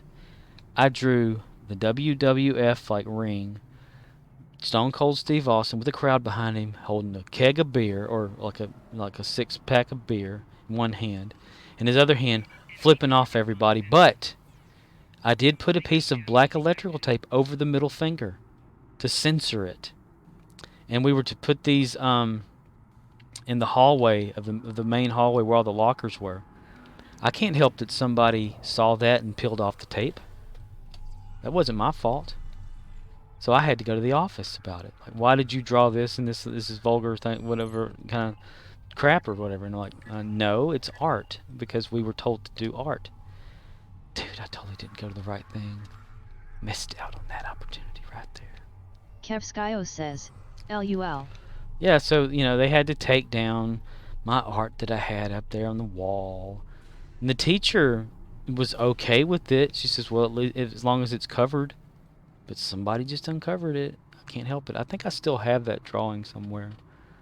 It was not a good drawing. I mean, I couldn't draw in like a 3D type drawing or anything, but, you know, everybody knew what I meant by it. I had all kinds of fun in there. There was like this tray of clay. No, it wasn't a tray. It was like a big plastic tote you know, like one maybe 2 feet by 3 feet, of just nothing but solid clay that had hardened over the years, and like modeling clay or whatever, you know, because of art class. And I thought, what if I could like rehydrate that and play with it? And then, you know, I'm like in high school at this time, or maybe like a sophomore or something, or a junior, I can't remember. All 3 silos are under Allied control. And I started like putting water in it, hydrating it more, and playing with it like after I get the job done. And I eventually like got some duct tape, and I put the clay inside the duct tape and was teaching myself how to juggle on break time at school because I was bored. And I would be juggling in class and stuff, and they would tell me to put it away and whatever, and would get mad at me. So I started bringing my yo-yo to school and started like you know, doing yo-yo tricks and stuff like that, which then everybody else started doing it too. And then we couldn't have yo-yos anymore because someone tried to do around the world and it flew off the string and it hit a teacher. So it wasn't me that did it. Oh my God, I clicked the wrong damn thing. I just was clicking. But so we couldn't have yo-yos anymore after that. I did get permission though one day to bring a yo-yo to do something with that yo-yo. But that's back in Canterbury Tales days. Shit. How do I get out of here? That, I guess, leave system. Can't believe I clicked on that. Yeah, I was always getting in trouble over little bullshit. You know, they said, "Who's responsible for this?" I was like, "Guess that would be me." You? But you don't get in trouble, really. You just come here because you do this or whatever. And like, yeah, I know. I'm sorry. Yeah.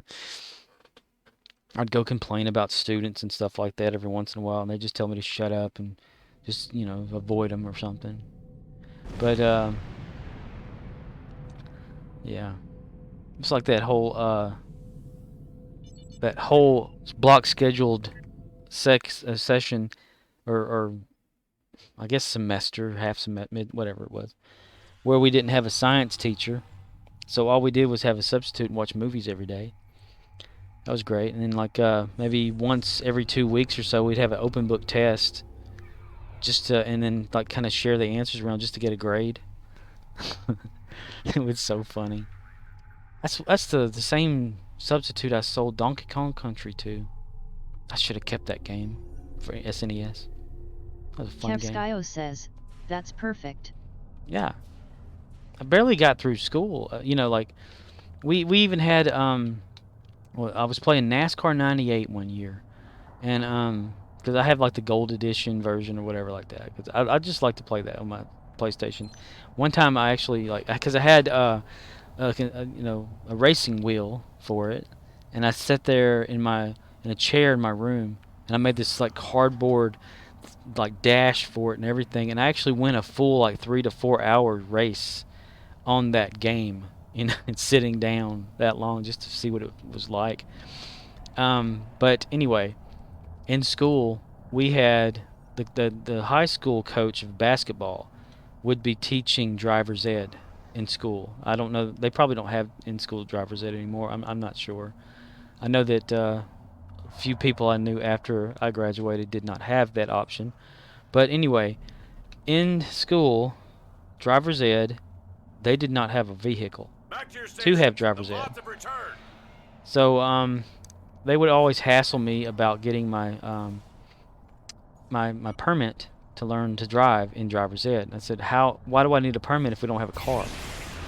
And they said, well, you still need one so that you can practice driving, you know, at home or something. I said, why would I be driving at home? What, like sitting in a vehicle under, you know, just out there in the garage or something?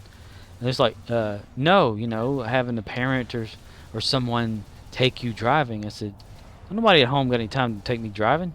I don't need no permit. I'm not going anywhere. And so they just, you know, try to ride my ass about it. They couldn't force me to get a permit because we had no vehicle. So, but there was like written tests and stuff we'd take, you know, and questions and whatnot. The teacher or the coach that was teaching the class had asked the question, you know, what happens if you spin in a circle, and you know, how do you, like, you know, correct yourself from that? And I said, well, you know, if you're going one way, you kind of turn your wheels into the turn so that you can straighten back up. And he says, you've never driven before, right? And I said, no. He says, well, how do you know what to do? And I said, I play NASCAR 98. They look at me like, what's that? So I was like, it's the PlayStation game, and I got a steering wheel, so whenever, another car hits me on there and I start to spin, I turn into the spin with the wheels and I don't spin as much and I straighten back out faster. And they just look at me like I'm crazy because like I'm learning from a video game. But it's so true. It's like a driving simulator anyway, right? I answered a lot of questions that way because of that game. I guess it did help me learn how to drive eventually. I mean, I would put it on like when I was playing the game, I'd put it on that in car view, so you see the hood and all that kind of stuff. What is it? Oh, I don't need to capture. I just need to go to a different instance and get that saved out there. Okay. But yeah, and drive. It was so crazy too. Like for drivers, whenever I did get a permit eventually. says, I remember hearing somewhere that kids can learn to drive by the age of 12 just by watching their parents. Now that is crazy. I know that a lot of them do drive. Heck, there was something around here one year. I even have a YouTube video of the news report. There was this this guy going around like robbing like businesses and groping women and whatnot. And even whenever I worked at the other company that we got hit one time at night. Not anybody like working, but after we had closed. And the getaway driver was like a 11 or 12-year-old boy. And the only reason they ever got caught was because they tried to rob a bank that was full of cops and the police station next door to it, and they weren't paying attention. But I was thinking 12-year-old or like 11 or 12-year-old getaway driver. So yeah, I can totally believe that they do that by the age of 12. Yeah. Kevskyo says, he must have played NASCAR LUL. Yeah, must have. I got that. I recorded the local broadcast about that and put it on YouTube, and it's still there to this day. The broadcast is. But they had been doing that for like about a month, and the local cops could not catch them. Had little to no information about them until they tried to rob a bank. With a lot of cops in there. It was crazy. But anyway, in the class, we the coach, he had a copy of like in the state that I'm in at that particular time. That's probably changed it since then. But they had 3 versions of the written part of the driver test.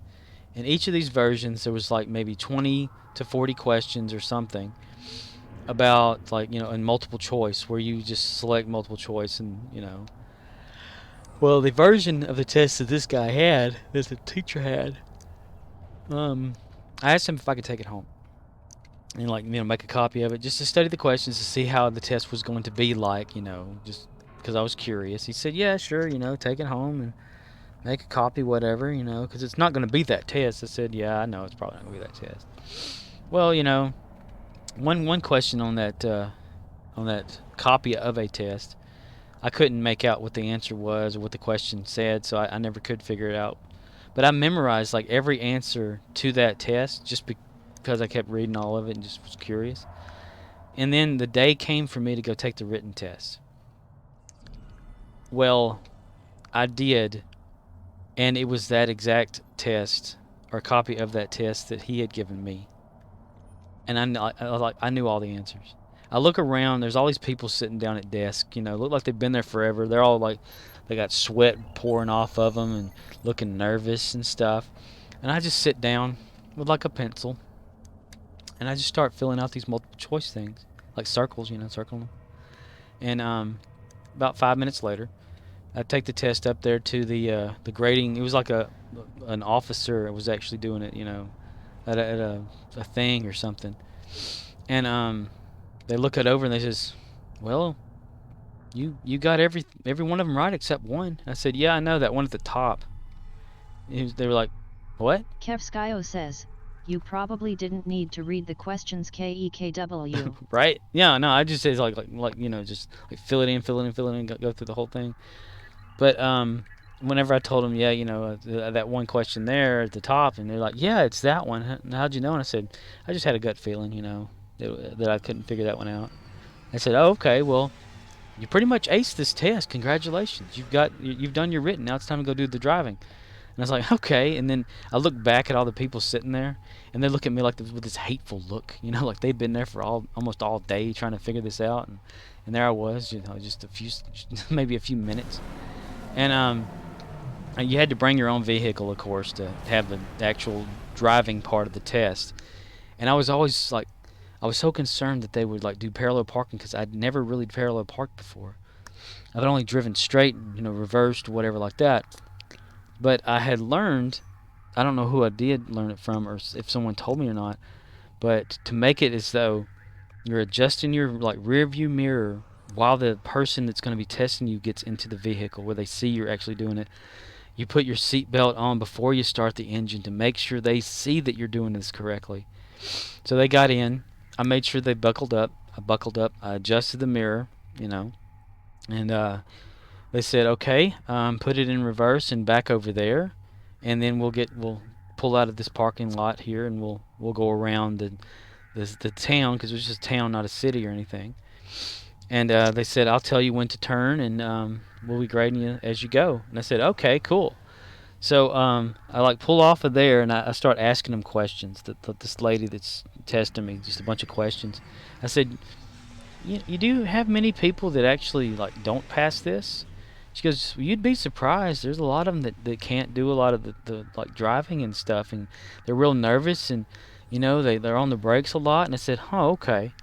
So she's like, okay, go up here and stop at this stop sign. So I stop at the stop sign, and then I look back and forth, you know, like, you know, a responsible person or whatever. She's looking at me. She's writing stuff down. And I look at her again, and I say, hey, you know, and I start asking like another question. And then I make her giggle. And then that like this was like maybe a 10-minute drive. I had her laughing so hard, she had tears in her eyes, and she kept forgetting to tell me where to turn.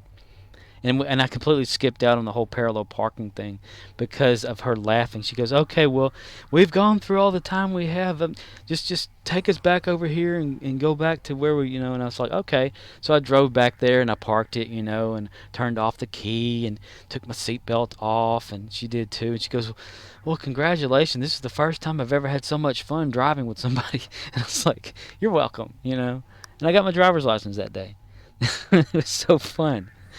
And I, you know, it wasn't as stressful as everyone kept making it out to be. And I would tell everybody how mine went. Says, haha, that's amazing. Yeah, and it's being such a small town, there wasn't a whole lot of places to go. But we pretty much just made a block because she would like miss the where she wanted me to turn to go like left or right or something. And she said, "Oh man, I meant to tell you we needed to go back that way." And I said, "Well, I could stop and, you know, like turn around somehow." She goes, no, just go to the next one up here, and then have her laughing too hard, and then, you know, and it was just hilarious.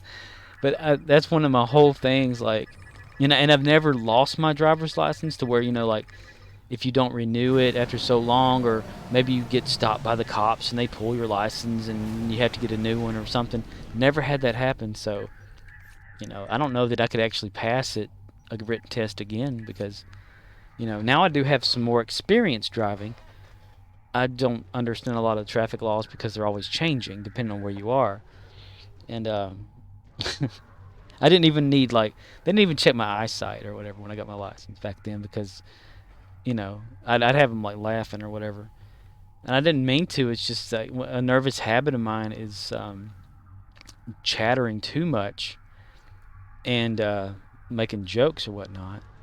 And it was just so fun just to see her face like that. And after I got my license, you know, I didn't go anywhere. I just, you know, first few years or so I never drove. I didn't need to. Where am I gonna go? I mean, I would go maybe like to a store in town or something, and maybe get something or whatever. But I wouldn't like make a big road trip somewhere, like to have to go for like a summer vacation or nothing like that. And there's just nothing to do. So I spent most of my time on a computer, like everybody else. And look at me now, piece of shit. Anyway, that's a little driving history. Kevskyo says, I don't really enjoy driving. Yeah, I'm too impatient driving. Like I don't. As soon as I get in a vehicle, I want to be there like snap a finger.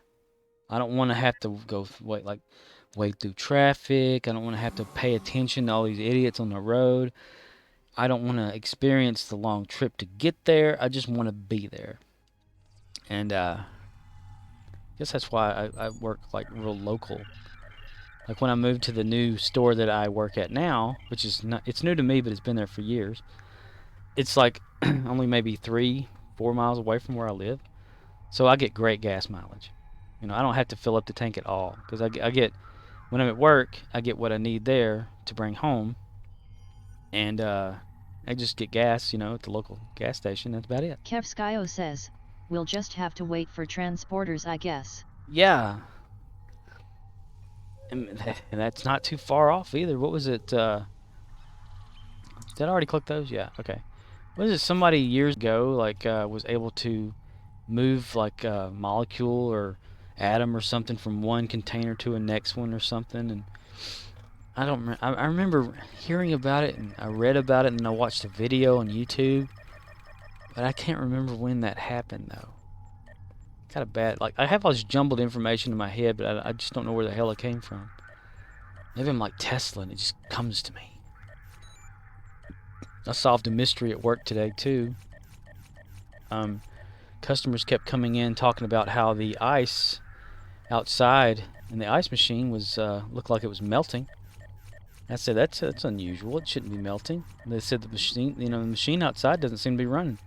Well, the machine itself has it's plugged into an outlet outside, which has a weather cover over it that has a lock put on it because people kept unplugging the ice machine from the outside wall outlet for whatever reasons, just being idiots. So it couldn't be unplugged because it was secure. And I said, well, the electricity did go out for maybe 5 or 6 minutes one day, this like 2 or 3 days ago. Do you think maybe it could have tripped the reset button on the outlet, which caused it to not come back on? The ice that's been in there has not been really bought lately, so it's kind of kept itself cold until this point where it's starting to thaw out and water's starting to come from under the machine and all this kind of stuff. And they look at me like, huh, that might be a thing. I'm like, yeah. So I'm guessing tomorrow they'll open the locked outlet and find that the reset button just needs to be pressed to turn it back on. I'm just guessing. If it's true, I'm a genius. I guess, I don't know. It almost reminds me of when I worked at the previous business, not store, but the actual business, different company. My first day there, they had this outside Coke machine that had the canned Cokes, individual canned Cokes. And I was like, what's with that Coke machine over there? Does it work? Because I never seen anybody using it. He goes, no, it hasn't worked in several years. And I said, why is it still here? And she goes, well, they've just never come and picked it up before. And I said, huh, that's weird. Why would it just stop working? He says, well, we don't know. And I was like, huh. I said, has anybody tested the outlet out there? They said, what do you mean? I said, we're plugged into the wall out here, the wall outlet. Because no, I don't think they have. And I said, okay, do we? And I looked at her and was like, we sell lamps here, right? She's like, yeah. And I said, we sell light bulbs? She's like, yeah. And it's like, okay, because I never been in this place or worked there or anything like that. So I go back there and I get a lamp. I get it like a bulb. It's a 2-pack bulb or whatever, like kind of just slide out of the cardboard back then or now, if they still make them. We have them at the store I work at. But and I plug the bulb into the lamp. I take the lamp up front to an outlet that's in the store that we know works. I plug it in, the light comes on. I'm like, okay, this works. I go outside and hold on a second. Talking too much, dry mouth. I go outside, plug the lamp in, nothing happens. I'm like, okay. So then I plug it into another outlet like next to it, nothing happens. I said, well, there's your problem right there. I'm guaranteeing this Coke machine works. It's just the outside outlet is broken, somehow damaged or whatever. And so they contact the electrical company to come and look at the outlet for the Coca-Cola people or whatever. Come to find out, yes, there was a damage in the wire from some random something happening. They replaced the wire and plug the machine in, and it comes on just instantly. Starts cooling the machine. They said, well, we can start selling Cokes in this. I'm glad y'all found this out. I'm like, you're welcome. Just basic stuff that nobody ever thought of. It almost reminded me of the movie Sling Blade, where Carl Childress is always working on lawnmowers, and this guy comes over there, and he has his lawnmower, and he said, I don't know what's wrong with it. It just won't come on, And he said, let's go ask Carl what's wrong with it. I asked Carl, I said, it ain't got no gas in it, And he said, see, thanks to the most simplest things first. And that made me think that I'm like Carl Childress. Just an ignorant person that knows the basics of something, Anyway, that's a... and that stuff like that happens to like all the time. Like, for instance, another instance, I suppose. The previous store in this same company I work at now, which I've mentioned a few times accidentally, there was a clipboard that we were supposed to fill out if too many voids are done or too many transaction cancels, or if like, just big things that happen on the register, we're supposed to write down on this clipboard, and they'd hang the clipboard up above a trash can, and they'd set a pen on top of the clipboard. Well, the manager kept asking who kept stealing the pen on top of the clipboard, because she said every time she put one there, it would always be missing, and she kept having to like get some more off the shelf and use them for the store, and it was starting to pique the interest of people to get them, like the higher ups thinking, why they're going through so many pens. And I said, do you think maybe it's getting knocked into the trash? And they said, what are you talking about? And I said, okay, look at this. I said, the trash can's here, the clipboard's above the trash, the pen's sitting on the clipboard. And I thump the clipboard barely, like because it's hanging, like on the opposite side of where the clipboard's hanging is actually a cooler that holds drinks, soft drinks, And I said, watch this. I thump the clipboard, the pen rattles and falls directly into the trash. And she goes, I never thought about that. And I said, yeah. And I said, watch this. I picked the pen up, I put it back on the top of the clipboard, I walk around, and I open the door to the cooler that's there, and I let the cooler door shut by itself. It shakes the clipboard, and the pen falls in the trash. And I said, there's you're a pen thief or whatever. It's in the trash. And I said, what I recommend, tape the pen to a piece of string or something and attach it to the clipboard. And she's like, wow. Like, hello everybody, good night, kind of thing. And it's always stuff like that happening. It's like just basic shit. I'm thinking, anybody else thinks just... Kevskyo says, mind blown. Yeah, and it would happen every damn time. And I pissed off, or I don't know if it really made my manager mad that time, but it was like the cold freezing months, where anything you have outside is going to be like solid freezing and stuff. And she had locks on the ice machines, and people still buy ice when it's freezing outside. It doesn't make any damn sense. Just get your freaking ice off the ground or whatever. You're keeping something cool, keep it outside. Who gives a shit? But they wanted ice. So my manager, she was like, I've been out there all morning trying to open up that ice machine lock, and I can't do it. I've sprayed it with WD-40. I've put it like blow dryer on it, and I cannot get it open. Can you do it? I'm like, okay, well, let me see what I can do. I walk out there with the set of keys in my hand that she's been trying it with. I pick up one key. I put the key in there. Well, it doesn't turn. I'm like, okay. So I try the next key. Turns and opens it right up. And the keys were kind of like labeled in a way. One said 1, one said 2, right? The locks used to have a labeling of 1 and 2, but over time, you know, it's gotten away. And I said, what key did you use? She goes, the one with number 2 on it, because that's what goes to that lock. I was like, okay. So I said, well, I put 1 in there and it opened it right up. She goes, what? And I said, yeah. She goes, I've been trying to get that open for like 30 minutes to an hour, and all you did is come over here and put a different key in the lock? And I said, yeah. And it opened up. She goes, and then she felt stupid the rest of the day. It was so hilarious. It made my day. And I kept butting in, like every once in a while I'd say, you know, she'd be like talking to a customer about something. I said, just like a key in a lock, huh? She goes, shut up! You know? And it was always something like that happening. And I never didn't mean to do stuff like that. It's just like the hello factor, like, you dumbass, you know. Yeah. And those are the memories I'll cherish the most. I make people see that they're stupid, I guess. I don't know. I was always doing shit like that. Always talking her into doing stuff too, you know, like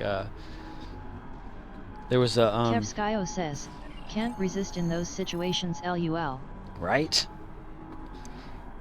I'd always talk her into doing stuff like we have these metal carts that are about 6 foot tall with wheels up underneath them that turn, you know. They're like little cage type things that we call rolltainers. And that should be a dead giveaway as to where I work if no one knows.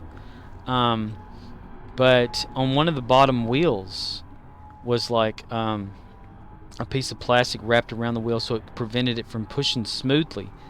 And she kept trying to pull at this stuff and get it off of there. And I said, why don't you just use a lighter and melt it off of there? And she says, we're not allowed to do that in the store. And I said, who's going to see you do it? It's just you and me. I'm not going to tell anyone. Do it. Just use a lighter. It's easy. Just grab one off the shelf over there and light the plastic and melt it off of there. She goes, I can't. And I said, yeah, you can. It's not hard. Just do it. It'll make it easier to push and everything. You can do that. I know you can. You're the manager. Who's going to tell? She goes, okay, go get me a lighter. I was like, So she goes and gets a lighter. She lights this, lights it up or whatever. It gets some of it off, but the rest of it's kind of stuck in between the wheel. I eventually go outside and get my jack out of my car, and I jack the thing up, and I take the thing apart and actually get the plastic out. But I was thinking how easy it was to talk her into doing something like that. So one time, another time, again with the ice machine, it wasn't working because where they put the ice machine, it was so close to the outlet that you couldn't press the reset button in there. Like you tried to it was weather covered, and whenever you tried to pop the weather cover up, it would hit the ice machine, and you couldn't move your hand in there. And it was just, you know, like the cover was made to where it had just holes for the actual plug for the ice machine to set in there and, you know, come through the plastic. And we couldn't move the ice machine because there was ice in it, and, you know, people say it was melting or whatever like that. So we were gonna unplug it and plug it to extension cord temporarily from inside the store. And she says, I can't get this cover off of here. It's not budging. And I was like, you can if you had a hammer. She says, well, we're not supposed to hit things and damage things here. And I said, who's going to see it? And I started talking her back into using a hammer. And after about maybe 3 minutes, she was trying to pull this cover off, and it's really secure on there. She goes, go get my hammer in there. And I said, okay. So I went into the hardware aisle and got a hammer, and I brought it to her, and she started whacking the hell out of it out there. Finally got the little the cover off of there, and we were able to reset it to actually use it again, like the ice machine. And I kept thinking, wow, that was easy to talk her into doing that. Yay, we got promoted, but that doesn't matter. But I was just like little things like that all the time, and I'm thinking, man, I'm like a little devil or something. Just talking people into doing shit. And I don't mean to, it's just a test, you know, to see. And it's just always so funny about that shit. It made my day every time. And so every once in a while, if we were just talking to somebody about stuff or whatever, and I said, "Could I just go get you a hammer?" She goes, "Shut up." And I would just start cracking up laughing. Ah, memories. Okay, I think I'm kind of done with those backstories, even though. But yeah. All right, I'm gonna go to my main character and endeavors, I guess. How long have I been recording? I get carried away. An hour and 50 minutes, not bad. With 1 viewers. Kev, I guess that's you. What happened to King of Ramanshin? He was there. Oh no, what am I doing here? Hell, shit. Or wait. Kevskyo says, I'm honored. You're honored, like you're the only viewer I have, and so you're second. You're like first place on my board here, if I had one. Endeavors, and we're gonna hit a different one if we go through all of them. All right, cool. Transdimensional Tactics. Huh. Okay. Dreadnoughts. Healing Ground. That's gonna be difficult. Tzenkethi Ground. I hate Tzenkethi. I can't remember where to find them really. Who's got a healing thing? Where can I go to get healed? Kevskyo says, if I suddenly stop talking though I've fallen asleep. Oh, no problem. I mean, you can go to sleep, man. Kevskyo says, getting very tired. Well, yeah, you got an erratic sleep pattern. No, dude, go to bed, man, if you have to. I mean, if you wanted to watch any more of this boring shit that I'm doing, you know, you can always just watch it later. I even put it on YouTube, so you know. I do enjoy the interaction, though. That's one of the things that I know how you can get tired and just like pass out. It's like that time team speaking with a few friends, and one of them stayed online talking to me. Says, but I like listening to you talk. Oh, wow, thanks. But this time on TeamSpeak, and I still have this recording out there actually. I was introduced to TeamSpeak and didn't really understand what it was about, so I would like just kind of record a few things accidentally by pressing like a hotkey or something. And I was talking to some friends on the channel on there one time, and everybody kind of left except this one, and he kept talking to me about stuff, but he said he was tired. So I guess he passed out at his computer chair because he started snoring. And I thought, interesting. So I pressed the button to like record, and I recorded dude snoring. And after it was over and everything, like the next day, I said, dude, I got you recorded snoring. He goes, no, you didn't. So then I play it back. And then he says, you need to delete that. And I said, what for? It's just you snoring. It's nothing impersonal or anything like that. So every once in a while, whenever we talked about stuff, like just everybody, I'd start playing that clip of the dude snoring. It was so funny. What am I doing here? Okay, I need to do something. I need to do something with the healing thing. So who's got healing? To Spork is here with me at Dyson Sphere. She interface to okay, photonic decoy, insight chaos, medical tricorder, hit points. That's medical healing, right? Okay. So what we gonna do is, since here in the South we say stuff like that, I mock the South too. I've lived down here my whole life, and I make fun of people that speak it, including myself at times, because I can make myself laugh no matter what. There was a I think I've talked about it on here, but it was really early on when not many no one at all was like viewing it or anything. But at work, on a certain day, we have to scan the cold stuff in the coolers and put down, like, if it's 3 or less, we have to put into our handheld device, it's 3 or it's 2, it's 0, whatever like that. It's 1.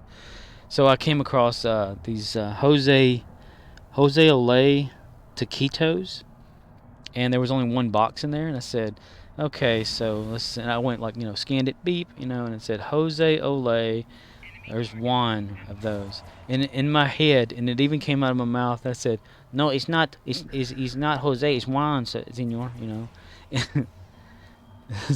and I couldn't help but not laugh because I made myself laugh, and I do that stuff all the time. Kevskyo says, LUL. Yeah, he's not Juan, it's Jose, or something like that. That's what it was. I said, he's not Juan, it's Jose, senor. And and I started just busting out laughing, had tears in my eyes. I walk up to the front to check a customer out. They said, what's wrong with you? And I said, I've just been laughing. She goes, well, at what? You were over there by yourself. And I said, I know, right? And they look at me like I'm weird. I'm saying, you are the one that's weird. Dude, I'm right here, man. Shoot me. What the hell? Oh, God. This is going to be one of those things, isn't it? I need, oh, I got my, engineer, Crichton, here. Kevskyo says, I do that to myself too sometimes. Hey, sometimes we're the only people that know what we're talking about. Let's see, shield fabrication. Do I have any medical generator? Okay, we'll do that. Ah, he put his shield up. Where's the generator? Kevskyo says, usually at times when I'm supposed to be quiet or straight-faced. That's the worst time too. That used to happen to me in school all the time. I'd be like laughing about something and just could not stay quiet. And to this day, yeah, that stuff will happen. Oh, we got a 2-in-1 here. It's when you have to be quiet that stuff that's not as funny becomes the funniest. And I always look at that scene in Batman. Like whenever I start laughing, I'm just reminded of this scene in Batman 1989, where Batman and Vicky Vale hanging off the side of the building, and the Joker is up there laughing like a maniac. He turns and looks at this gargoyle that looks like its face has that laugh face, and he goes, "What are you laughing at?" And then anytime I start laughing crazy, I think of that scene, and it makes it even worse, and I start laughing out loud even harder. And I can't quit. It's crazy. I need to make that sound and put it on here for me to play with or whatever. Because I've got a few of them that I've got that my yacht's bot is. I wish I could bring that bot really in here. We need something to take me down here. We really do away with some shields or something. Because I need to get this Endeavor. It's a little serious gameplay here. Not like the serious gameplay we needed to do the other night when helping Dude. That was not as serious. I was told to stop joking, and that made me sad. Watch the new Suicide Squad movie. It was interesting. It's definitely different than the first one. It seemed about the same, though. I mean, same sort of characters. But interesting. King Shark was funny.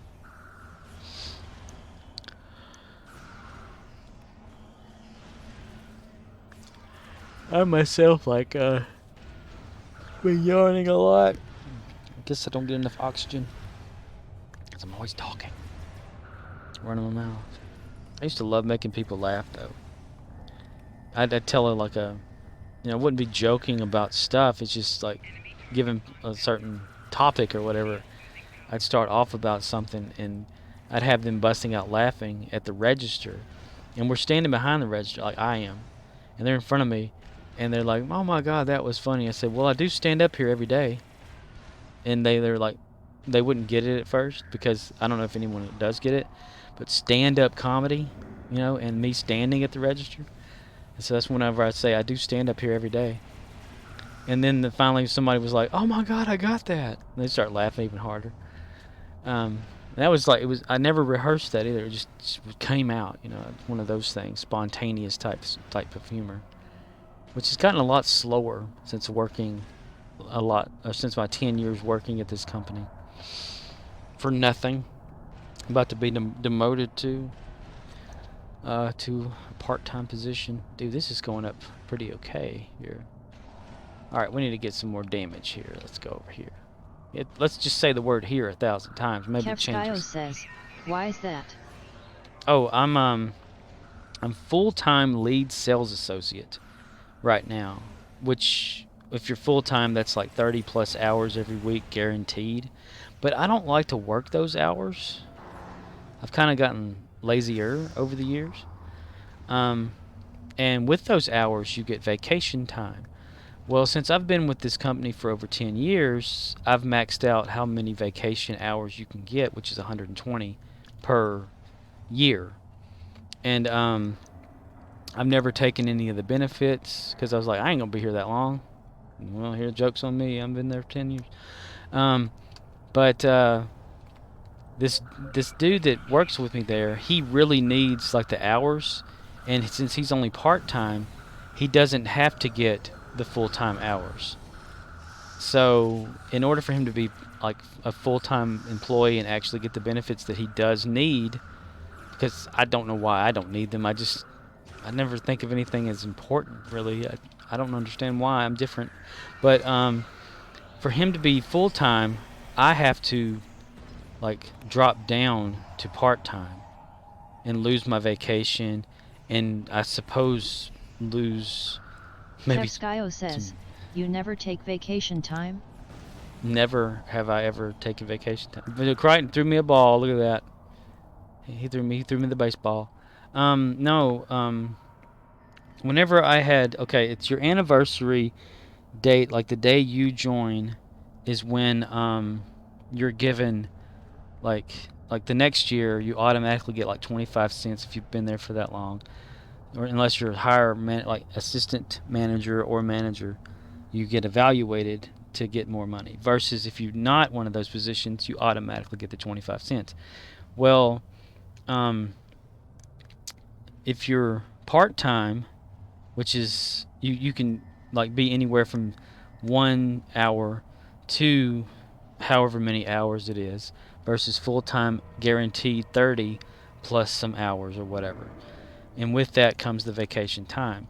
Well, I only qualified for vacation time about, let's see, my 7th year, or maybe, yeah, it was 7th year there, because I never took a lead sales associate position. I always stayed a cashier, a regular sales associate. And even with, like, they didn't offer the full-time thing for sales associates doing that because they're always part-time. But I became a lead, so they gave me that. But they gave me the position right when my anniversary was coming up. So it was like a month into my anniversary, and in order to get vacation or tell people you're going on vacation, you have to give like a 3 to 4 week like notice of, hey, I need to take these amount of days, so that they schedule it, And so my first set of vacation I couldn't take because it was almost time for my anniversary to make a brand new set of vacation that would have overwrite my previous one. So I lost the vacation, lost the pay for that because it came so late. Well, then the second go through vacation, once it gets to holiday time at the company, they don't allow you to take it. That doesn't seem right. No, it's just the way the company is. If you don't take it, you lose it. Or you either, like, sometimes they can cheat you a vacation. Like if you're off for so many days a week, they'll say, well, we can just add this in as one of your vacation days. And I was thinking, that's not right. And that's not a true vacation. That's just a freaking day off that you get paid for it, but it's not a vacation. You're like away from the place for whatever, like a week or 4 or whatever. I don't know. But so they say like around holiday times they disabled the vacations to focus on the needs of the store, and also the needs of the store can supersede the needs of being off. Say, like, if you want to go on vacation, have this vacation planned, but all of a sudden someone quits and it puts a bind on the store, the manager or higher up can say no to your vacation and tell you that they need you to work, so they can cancel your vacation if you haven't already made super plans or something like that. And that's only happened to me maybe once, that they canceled my vacation that I did request. But so it was what was it? So my vacation got restarted. I was thinking about when I could take it, but then the last 3 months or so of the year happened. Couldn't take it then. And then, so I'm thinking, okay, I need to take it here and here. Well, then someone quits. Well, then I can't take it, and whatever. I was actually sick maybe one day years ago, and they gave me the vacation day, and I didn't ask for them to do that. And then it came up to be like a new set happening a month before my anniversary date, and it happened again the same way. There was so much going on, I couldn't take a vacation properly, and I couldn't put in for when the vacation can come about, so I lost it all over again, which didn't really upset me much because I'd never really taken a vacation before. So what am I losing, And then that same year, toward the end of it, had to have a surgery, and the manager, 3 days that I was actually off for this surgery, and they gave me 4 days off for the week, and then 3 days of vacation of that week that I did not ask him to do, but I wasn't going to fight it or nothing like that. I mean, I was getting paid, so I didn't care, so I didn't really ask for that vacation. Then I get let go for reasons from this one store, and then immediately hired back before the termination was official, so it's like I didn't really lose anything. But going to this other store, which I'm at now, they only put me in as part-time, so I completely lost my vacation altogether until about maybe 4 months ago, whenever they re-enabled it. They made me full-time again because we lost people there, and the manager was getting pressured to have a full-time lead sales associate. So she asked me to be that, and they offered me 50 more cents an hour to do it. And so I was like, sure, yeah, whatever, but you don't have to actually give me those full hours. Give me, I'm good with 20 because, I've got a life too and stuff. And yeah, the money is great, but sometimes the sanity is better. As long as you have a job and a steady income, that's all that really matters, But so I was given that full time, and they said, well, when do you want to take your vacation? And I was like, well, we don't have any people here. I can't take it right now. And then I said, in 4 months, it'll be an anniversary again. It'll get, so I need to take it before that. They're like, okay, well, you need to schedule it so we can try to take as much of it as you can. But people kept quitting. And when people keep quitting, it keeps putting off a vacation that you can't plan, because it can get disabled whenever there's not enough people in the store to work. And so I was like, all right. So then I came up, we finally got two or three people in. I thought, I'm going to take my vacation. I'm going to do it this time. Well, then it was a month until my anniversary date again, which was what is that? What is this month? August. So it was last month was my anniversary date of hire for exactly 10 years of working for the company.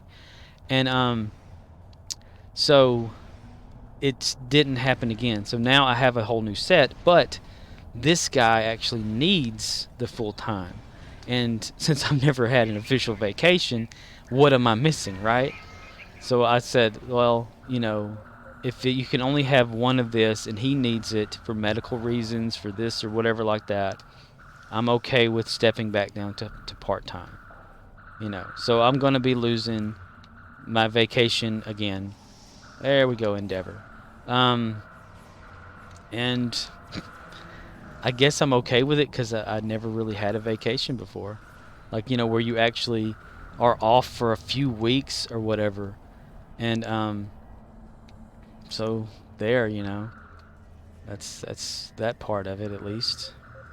But it really sucks that like I've been. Kevskyo says, if you did take a vacation, would you travel anywhere? That's the thing. I wouldn't probably go anywhere. It would be what they call a staycation, where you just stay at home or local and not really go off and visit anything. Because I've never really cared to go anywhere. I guess because I've never really had a vacation. But dude, what am I doing here? Hold on. Let's get stuff out of the way here. I need to revive my character. I caught a baseball again. Thanks, Crichton. He threw a baseball at me. A lot of good it did. A lot of good that baseball did. But yeah. So I wouldn't really, you know, have that. Well, that's like not the only thing either that kind of chaps my ass in a way, which I'm not gonna fight it because if you complain, they get rid of you anyway. But the state I came from my previous previous store in the same company, I was making the minimum wage. Minimum wage was $7.25, but over the years, each year being 25 cents more an hour, I got up to like $9.50 because of the lead sales associate position. They gave me an extra 50 cents, so I was making like maybe $2.25 more an hour, which is, if I'm doing the math correctly, so I was making like $9.75 or something whenever I left from that store, and got let go from there, and I had to agree to the new the new amount that they were going to give me in the other state, because I live out of state from the previous store that I worked at. And in this other state that I actually am working right now, the minimum wage at that time was $10 an hour. So they said all they could do was give me $10.25 for that right there, which means it's only 25 cents above the minimum wage, versus I was making like $2.75 above down at the other place, which I agreed to it because I needed a job. You know, my money was low, and they said this is the only thing we can do for you or whatever. So I took it. Then minimum wage went up to $11. Then my anniversary happened, and I got like an extra 25 cents, so I was making $11.50. But it's still, though, I was doing the math, and it was like I should be getting paid like $14 an hour for what I'm doing, for being there for 10 damn years. So I thought, okay, if they're not going to pay me actually all this money that I'm supposed to have to do the job, I'm going to only do part of the job and not stress myself out about it. I'm just there, you know. Like if it's just running the register, I'm just going to run the register. I'm not going to do anything else. If you're not paying me to do it, I'm not going to do it. So they tell me that I'm lazy because I'm not doing that. But I don't see myself like actually being in the company too much longer, I don't think. Because we had a management changeover. Previous manager's gone and got a new one there, and I don't know what they're going to expect, because I've known how they work, and they don't go by the book, and I do, and so that'll create tension and problems, blah blah blah, and I don't really care about like getting involved with all that damn drama and shit. So I guess I'm going to be losing my job eventually within the next maybe 3 months or less. Ooh, impulse speed, space. I gotta have that. Buy that. Yeah. Which has nothing to do with like why I'm like Twitch viewers doing whatever I'm doing, you know, here, but because I just like playing this game and seeing if everybody else likes playing it. I need to go there. Okay. Tzenkethi. Story missions. Where's some Tzenkethi? But yeah, losing pay, losing time, whatever like that. I got things that I actually need to do outside of work, and work keeps eating away at my life. So I'm okay with like stepping down from this ridiculous position anyway, because it's a stupid company as far as I'm concerned. Is it Gamma Quadrant? No, that's Herc. Kevskyo says, I hope everything works out, man.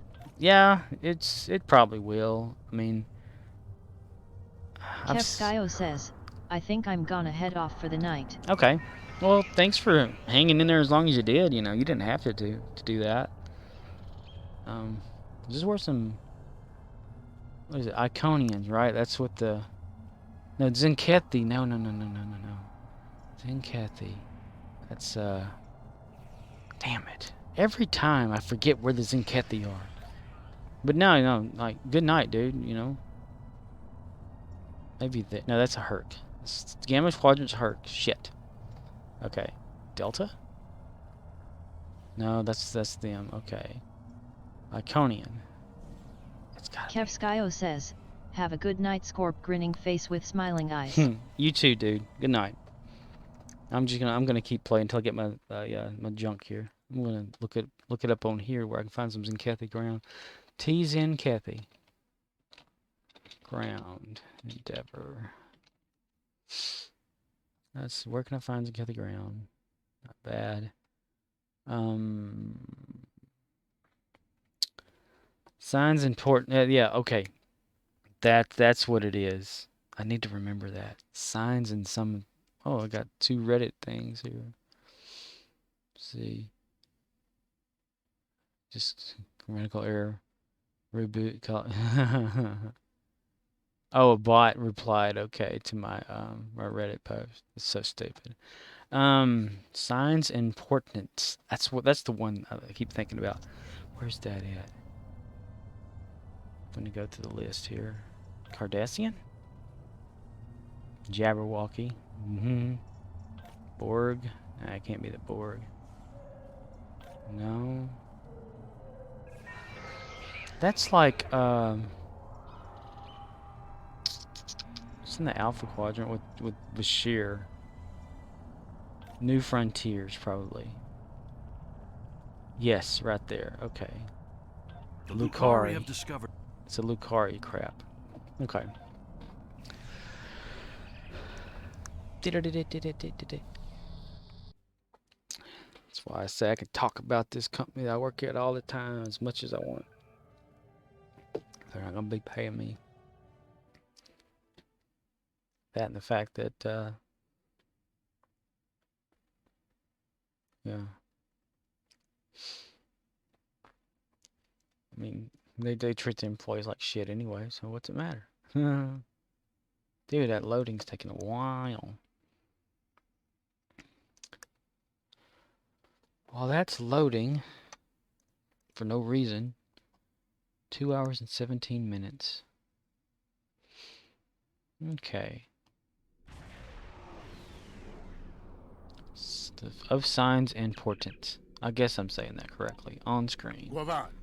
Whatever, man. You have any? The Lucari are just ahead. The Lucari are just ahead. They're not a body? Dude, I think I've had that same conversation with myself. It's good to see you again. It's good to see you too, mister. It's the weapon of a coward, but we respect its power. Uh-huh. Protomatter can also be quite beneficial, General, when used properly. General.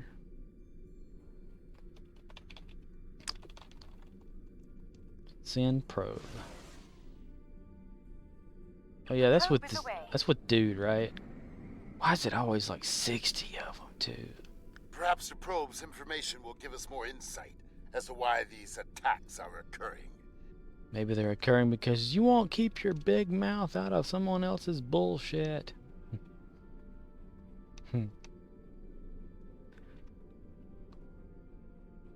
Scan moon.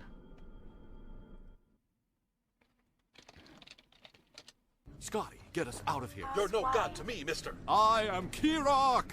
Okay, Finnegan. As a test site for the I need to rewatch that.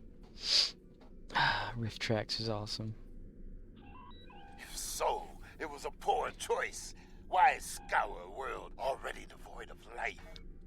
Oh, speaking of that dude there, the voice actor guy, what is his name? Damn, I used to know it. He was in like a Final Destination. I even think he was like the Candyman in the old Candyman movies and stuff.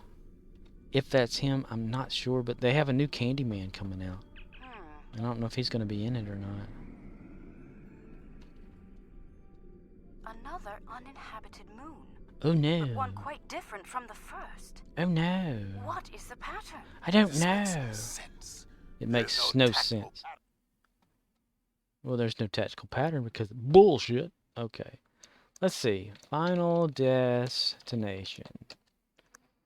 Because this dude, I swear, he's like Candyman. Alright. We're going to click on that. Tony Todd. He's a pretty cool actor. It's in all kinds of stuff, too. Candyman, yep, 1992. And yep.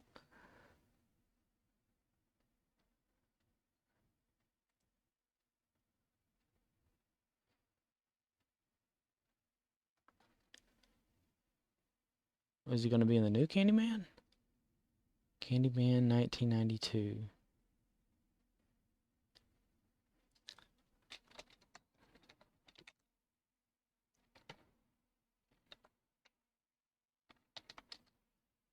Let's see. Yep. Okay, yeah. He was Candyman. He played the Candyman in Candyman. So who's going to play Candyman in the new Candyman?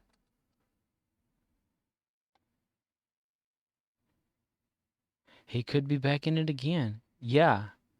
Okay. Candyman 2021. Horror/thriller. 2 hours. Tony Todd is Daniel. Yep. He's probably gonna be playing Candyman again. Cool. That'd be awesome. I love watching that dude in acting and stuff. Alright, let's continue this.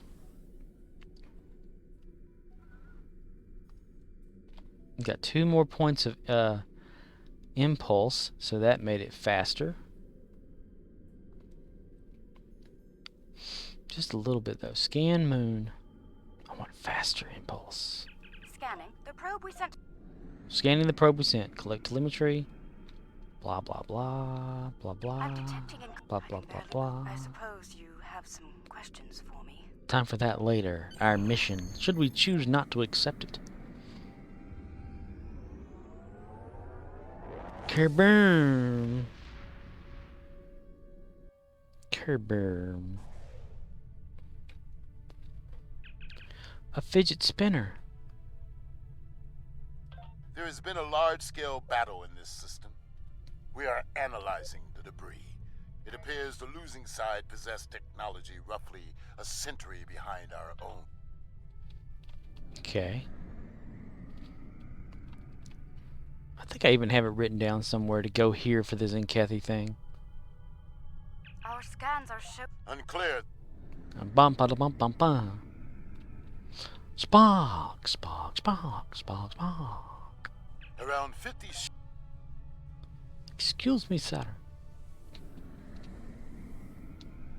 I need to get a voice sample of James Doohan doing the Scotty thing for reals, yo. Scotty.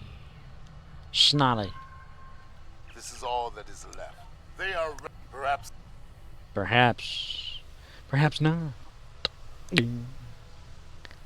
Is that like repeating itself?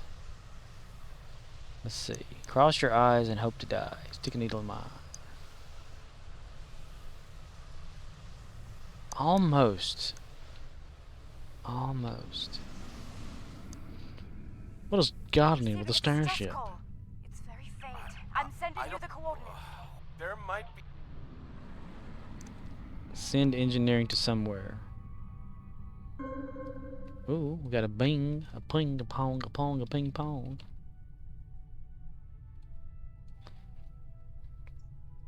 Spark. You're a known god to me, mister. Someone heard. By all the gods, someone heard the signal. No. I'm saved. No. Ping, ping, pong, pong, pong, ping, ping. Ping, ping, pong, pong. I thought no one would come.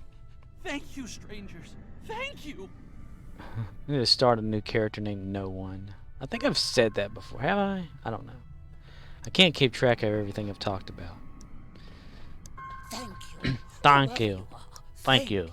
You're welcome, mister. I'll expect a check in the mail. Thank you again. Thank you. Confirm the cap. It is time for a reckoning. Agreed. Let's go have a wreck. A reckoning. The reckoning. Oh, it's time. The reckoning. The reckoning. Whatever this thing. Come on, man. When are we going to hit these people in the crotch or whatever we're doing? Tzenkethi warships! Red alert! No red alert. There is no red alert where I'm going. There's only this. And that didn't do a damn thing, did it? Why not? That sucks. What's up with chatbot not doing the sound effects? Run away right there. Edit. Automatically generate. My God, why not? Submit. Seriously? Okay, now it'll work. Sorry about that.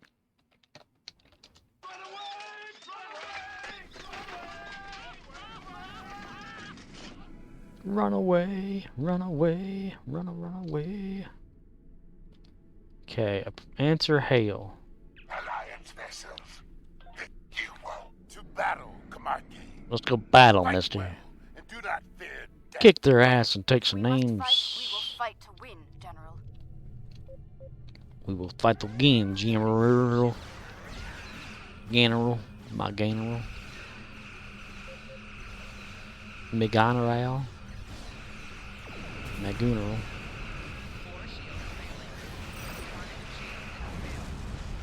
Fire. Cthulhu. Cthulhu. Ships are quite strong. Yeah, the ships But are strong. We will be stronger. Uh-huh, yep. We will be stronger. Bye. Oh yeah? Well, here we go. We're gonna throw everything we don't have at them.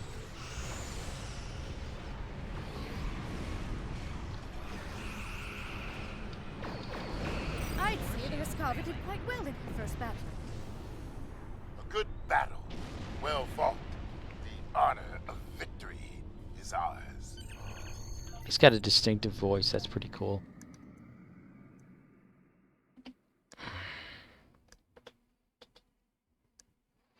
He's like one of my favorite actors out of an actor pool. It's generally if Tony Todd is in a movie, I'll watch it. Wasn't he in no, was that Wishmaster back in the 80s or 90s or something? I can't remember.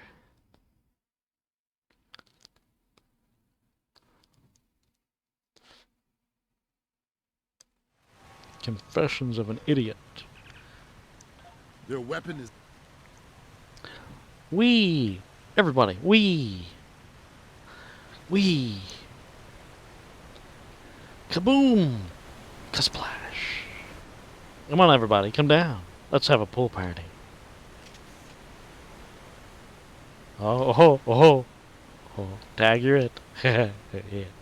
Oh, tag you're it. Oh, sorry. Tag you're it. Oh, let's see. Come on, everyone, let's splash. Splash. Splash. You're no fun. Damn it. You're all going on report. Let's find some enemies so we can get the endeavor. And be at the end of her. Waka waka. I have no idea where I'm going. We need to go closer to this thing that is like a circle. And thing this is like goes in, we do. Biddy biddy biddy, yo. Aha! Maybe up this hill. Maybe not. Hey, Could have sworn. There we go. The Kaon particle traces lead into the valley ahead of us. Oh, I see. They followed the waterfall. They follow the water. They follow the water. Where we going right now? Have a bite. The rocks here are My causing a lot of cocaine for interference. rock We falling. should take another set of scans to get our bearings. Well, the only bearings I got's in the vehicle outside. I'm using this advanced tricorder because mine doesn't work. Big lunge. Could have done the animation a little better there. Come on. Come on. Hold down skip. Yar! Yar, it be the Tzenkethi. They be hitting me hard with all this right here, they are. Yar.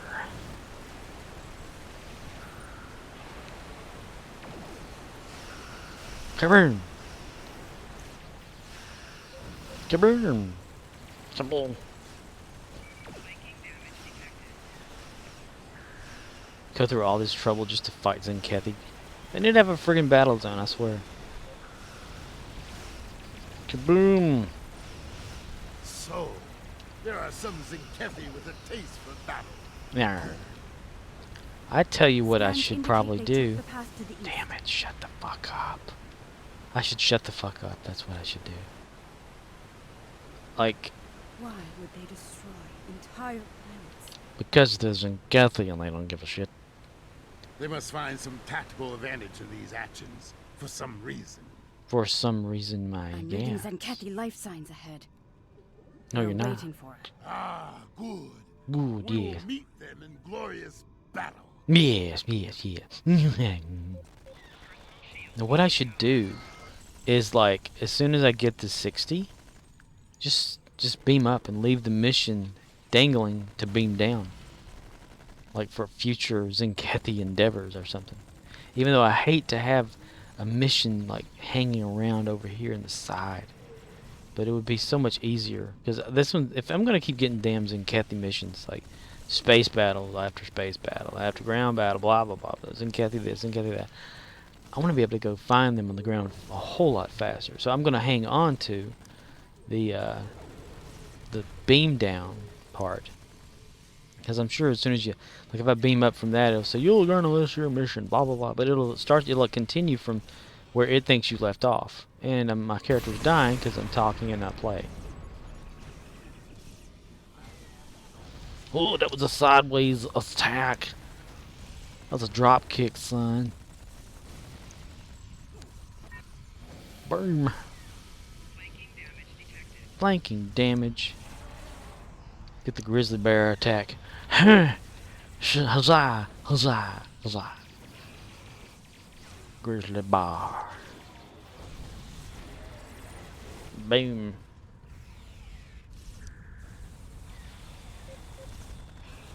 They are using delaying tactics. We must be getting close. The path Yes. continues down from here. The protomatter bomb is still ahead of us. The protomatter bomb. Why don't I remember this? The Kaon levels are rising. We're getting closer to the protomatter bomb. I mean, even like the last time I played it to get this particular endeavor, I don't remember the story at all. Kaboom! Stop them. This world must be cleansed. Yes, of Tzenkethi. If we are to survive on this planet, the Tzenkethi must be destroyed. At all costs. The hell was that about? They just kind of fall out of nowhere? This is Terran Kirok. Ha! They fight like cornered rabbit tar. Mister. I can smell their fear. There, just ahead. I see guards. Why are they ahead? Must be Can't they be close. bodies too?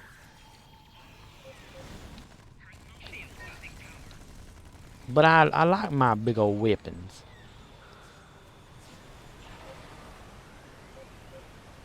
Oh, I was trying to fire at the general there, and I didn't even realize. The trail ends here. I'm reading a tunnel moves swiftly, and we can take them by surprise. You're reading a tunnel moving swiftly? I didn't know tunnels could move swiftly. Look, No. they've set up the pro. Have they now? Quick, let's go down here and get in the way. Oh,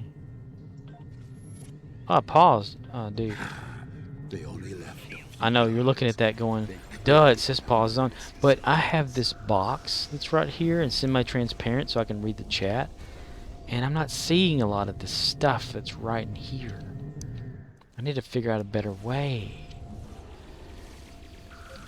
Tzenkethi, attack.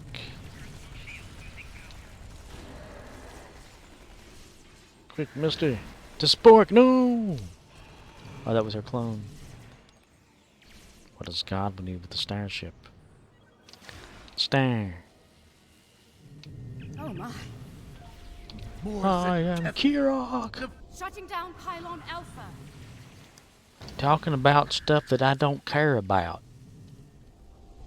All I care about is killing all these Tzenkethi Klingon. For the Empire. For the Empire. These damn Tzenkethi Klingons are not with my Klingon.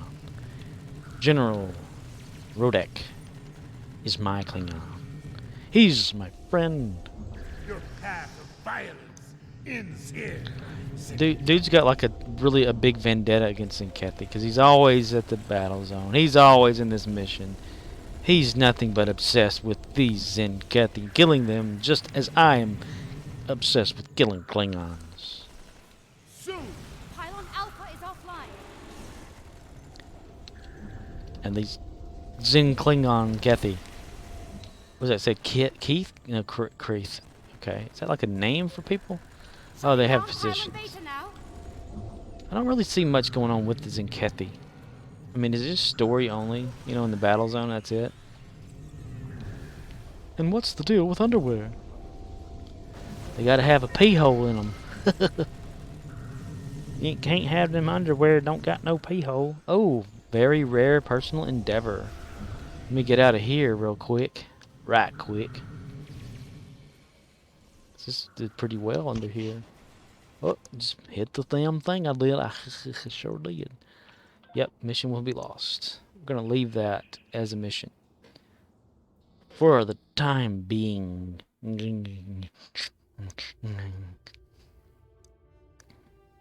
Yeah, we'll leave that right there. Right there. Okay. So we got that. Next is destroy Dreadnoughts, certificately found TFOs, and rare and from other kind of. I only need to destroy one. Well, I can do that. Like, let's see. Task for operation menu, queue up Transdimensional Tactics. I think I know what that one's about. I know, right? It's quicker to go through there, but I'm stupid. Okay. TFO of Transdimensional. I don't appear to find that one. Where the hell are ye? I think I know where that one's at. If I'm correct.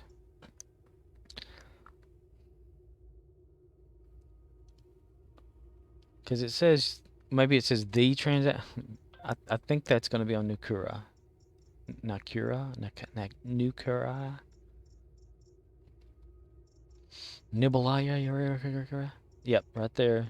Prime. Okay. I probably need like a suit, right? We'll jump on it if we need it. Jump on it! Klingon bastard, you killed my son. Boop.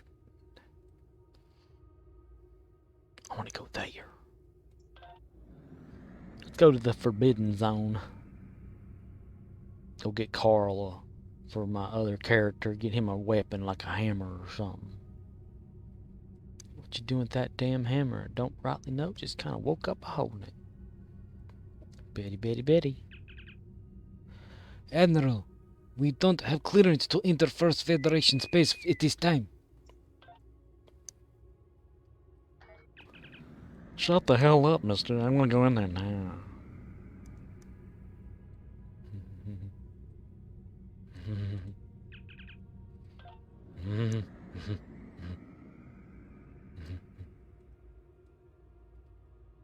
I must go in there. Ooh, what the hell? Ah, look at that. Warning buoy is the Corbomite thingy. I don't think I've ever actually been over here since this started up like this. Because I forget about this area. I forget about a lot of stuff. Hey, how you doing? I forgot who I am. Let's see. Since that's loading up, we're going to do this real quick. I'm going to look for more recruity type stuff. Recruit. Story of my life. I'm not that smart. I'm a stupid person. I think I may go far. Smells like shit. NCC 1309 again. Yay. Ow, man. Ow, we're gonna have to put on a suit or something, man. Oh, dude, I don't have any shields. What the fudge? Oh, yeah. What? Oh, whoa, whoa, whoa, whoa, whoa, whoa, whoa, whoa, whoa. The cool. Fire. Talking away. Oh, I don't know what I'm to say. I'll say it anyway. Today's another day to find you. Don't take damage from acid pools. Well, somebody's already screwed up. You're shying away. I'll be coming for your love, okay? Take on me. Take on me. Take me on. A while be gone in a day or two. Oh, there's two of us here that has that suit. Hey, man, what's up? What are we doing there? I don't understand the words that are coming out of my mouth. This is like the first time I've ever actually done this TFO. I've queued up for it several times, and all the times I've like stayed over here in this little area and not been able to leave it, and like because my character won't show up. Don't take damage from acid pools. Don't tell me what I can't do, mister. I'll take damage if I feel like it. Instead of that, I don't know.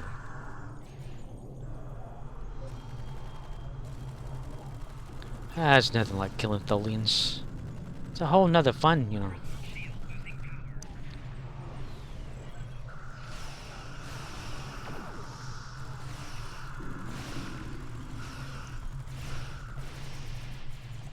You. Wait. Okay, so when we started over here, right? We came in here from here. Why is it we had to run through that stuff, right? What's this guy got to say? Talk to security chief. I'm looking for the Tholian leader. Be careful, the Tholians are conducting research in this area. I'm looking for the Tholian project leader. Do you have any advice for defeating the Tholian project leader? Fight will not be conducted. Whatever. Okay, man, mister. Holy son of a bitch. Look at that. This is just like getting more. Good thing I'm immune. Hehehe. Moo hoo ha ha. Dugga dugga dugga. What's that?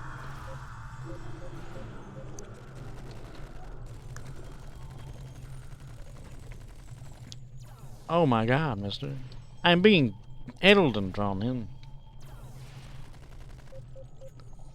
Oh my god.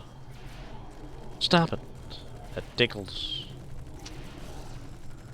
Tholian trapper my ass. Say hello to my little friend. I understand everything. I know everything. I am everything. Stars. Stars. It was fun. You bastards. I'll shoot the hell out of you, and then I'll shoot you again. The Lean Project Leader's kicking our ass, man. It's kicking our ass. Huzzah! Listen here, mister. They literally throw webs. That's amazing and also confusing at the same time. Okay, man. That was really wild, man. Next time, let's do that again, man. Leave map. Snotty. Beam me aboard and head to the Pahvo system. Aye, sir. Captain, we cannot have anything this time. I don't care, mister. I don't care at all. Alright. Events.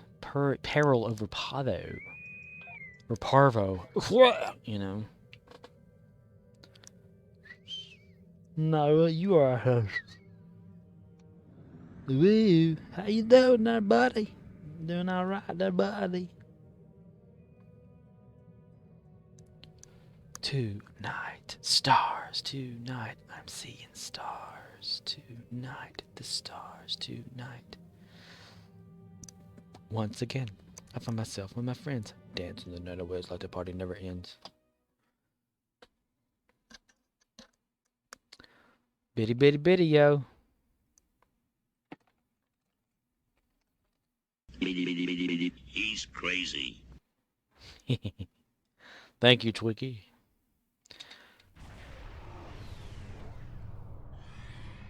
Thanks. Bad news. Bad news. Okay, we get to destroy one Dreadnought. And that will be all of the endeavors, and then we're gonna do something else while we still got time on the radio. Is that blinking at the same time? It's opposite of itself, so it's cheating. If you cross your eyes while looking at the screen, you can see they're doing the same blinking, but opposite one another. Those cheating bastards. They're just making it rotate and everything.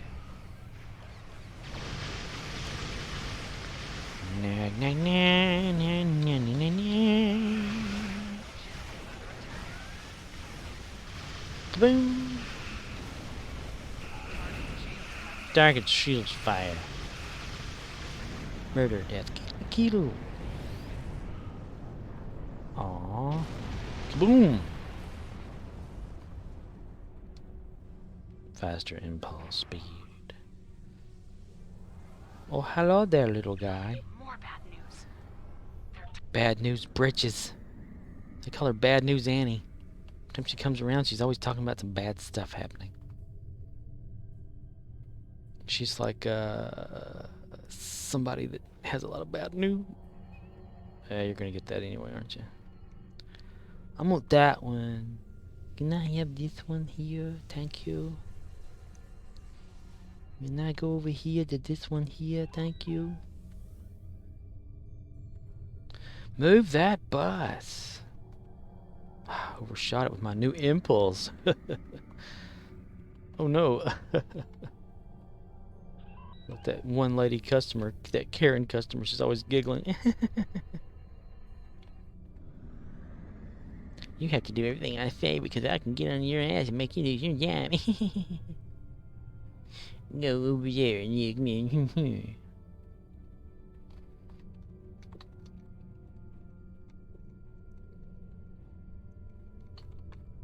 Gotta be a way to make it look like it's moving smoother than that. I guess if it were going slower, it would. I guess so. Multiple enemy signals on sensors. Get ready. Set, go. Get ready. If I could find ready, I'd go get them. Damn, look at that. Simon buffs. Oh my gosh, yes, I forgot about those. Personnel. We're gonna just do some shit for reasons, right? There's a Simon buff for you. Engineering, sir. Deflector upgrades. Would that help? Experimental something armor upgrades. That's for probably ground, right? Shield upgrades. Whatever.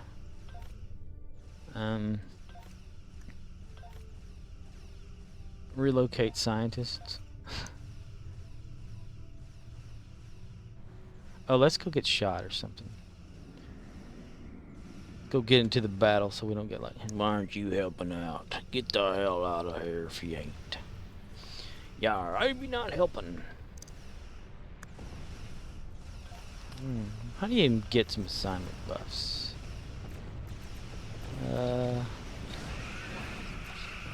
Just search something or whatever. Methadone, oh, methodology. Exploration. Don't have any. Maybe tactical? Interrogate, uncover leak. Somebody's been leaking. Their diapers were found over there in so-and-so's house. Prove Jim Hadar boarding simulation. Espionage, military. I want some assignment buffs. Well, no, can I have assignment buffs? Oh, hello there. Hello, little ant. How are you doing today? Hello there. Hello. This is an ant. And this is Michael Caine. Michael Caine is going to be narrating the life of an ant. While it was a child inside of a nest, the little ant, he's a drone, was hatched. After hatching, he was given a job to go gather food for the queen. The queen sent him out on a mission, and he found a sugar cube. He took that sugar cube, walked all the way back to the ant hill. What he did, the other ants celebrated in joy, and then ripped his legs off and killed him. That's the end of the ant, and I'm Michael Caine. My poor rendition of Michael Caine. How to sound like Michael Caine? Just say my cocaine.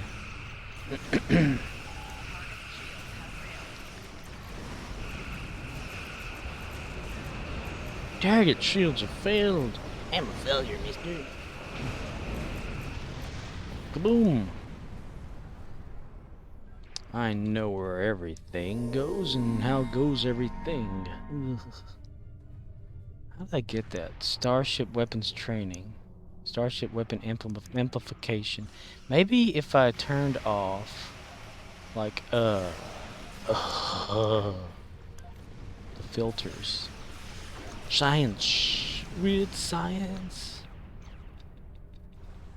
Something like a recipe, bits and pieces, and the magic from my hand. We're making weird science.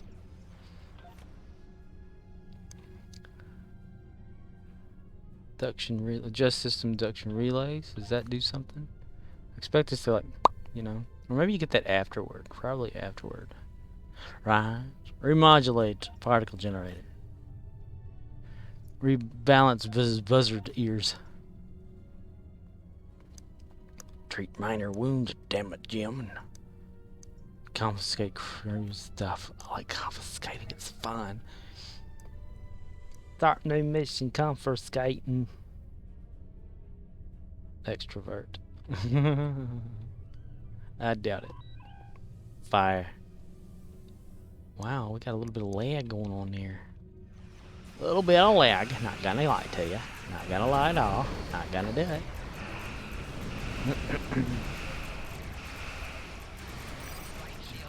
Right, she's failing. Biddi.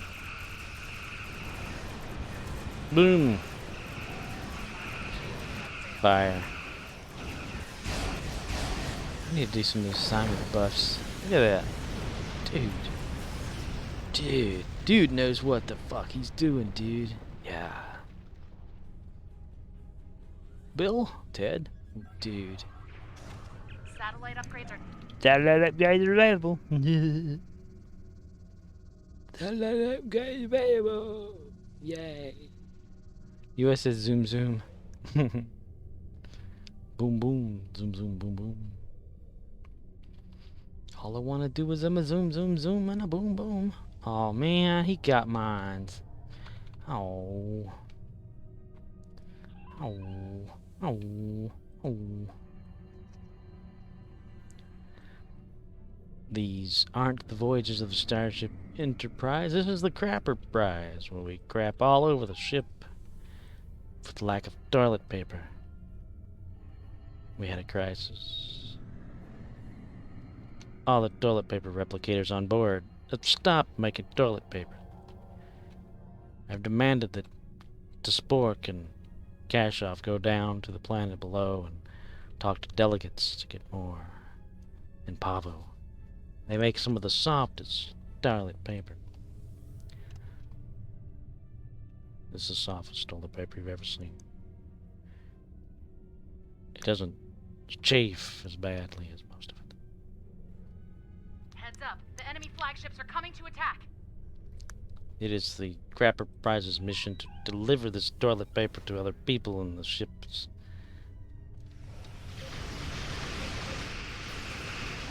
Must go to other planets where the toilet is a myth. Deliver the toilets.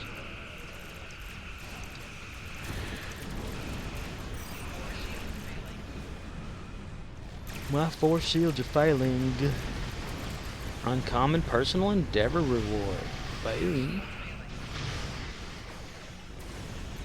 I like it when I get the endeavors. They is fun.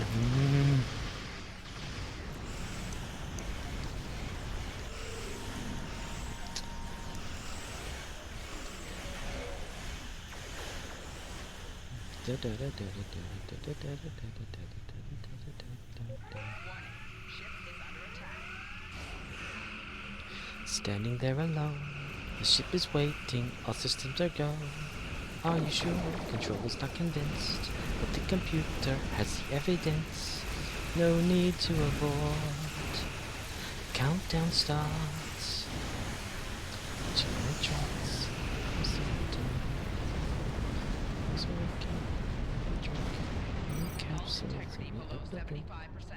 It's Major Tom. Shield generator beta is at Count 75%. goes on. 4, 3, 2, 1. Earth below us, drifting, falling, floating, weightless, calling, calling home. Shield generator gamma is at 75%. This would be a good one to, if it were allowed on YouTube and they wouldn't bitch about it. Playing the like Major Tom version, but with Shatner. You know. Of course, credit Shatner all the way because it would be hilarious. Like the theme song for this one here: Earth below us, drifting, falling, floating, weightless, calling, calling home.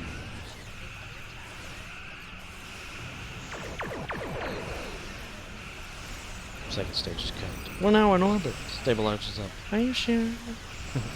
Gonna realize he's alive. No one understands what Major Tom sees now that life demands. There is. I'm coming home. Earth below us. Drifting. Falling. Floating. Weightless. Calling. Calling home. Shatner. Cool to meet Shatner in real life. Of course, you never could get close anyway to him before the pandemic, but fire into the explosion, just like clockwork, like a glove. Boom. Shield generator gamma is at 50%. 50%?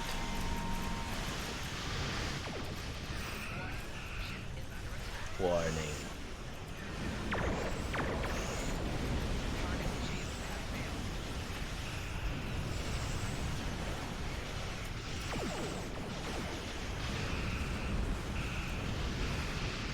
I don't know why they call it a dreadnought, because the word dread, you know, like to dread something. Not.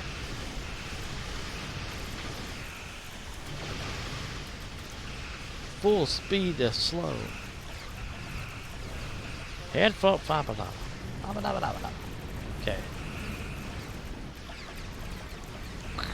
Evasive maneuvers, yo.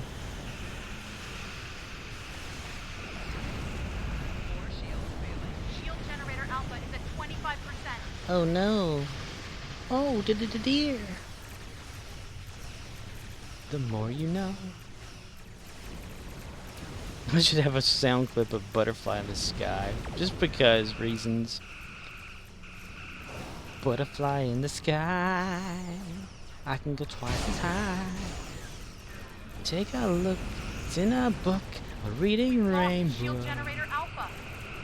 But everything's okay. Shield generator gamma is at 25%. Yes, it's 25%. She's excited. Okay. Done with that for the evening. Well done. You like your burger well done? Okay. Well, I'm sorry. I like mine too sometimes well done because it's a burger, man. It's a nice burger. Sometimes you like cheese on your burger. That's awesome. Yay. I can't take the one for myself? What the hell? Doug.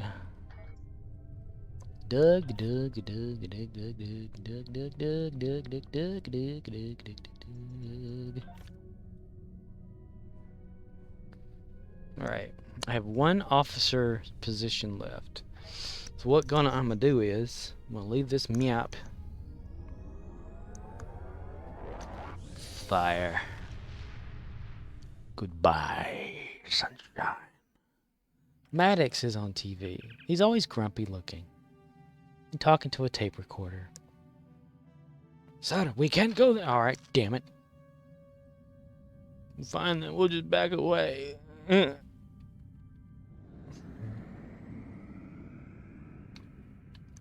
Warning buoy. Ugh. You can't go that way. You ain't supposed to be there. Let's see, Beta Quadrant, Vulcan Sector. Let's just head that way at normal. Warp 52 or whatever it is. Warp 25. Yeah, that's normal. We'll be there in about 5 seconds. Be there in about 3 or 4 minutes, boy.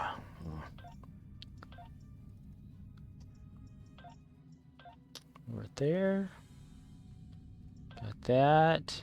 Do away with that because we're not going to go back over there for a little bit. A little bit. Right there, a little bit. Sort. We need to get actually rid of those because we've maxed out on everything anyway. And by that I mean this here, the traits. No. Skill. Specialization skills. We're kind of maxed out on every single one of these specializations. For, where did it put it?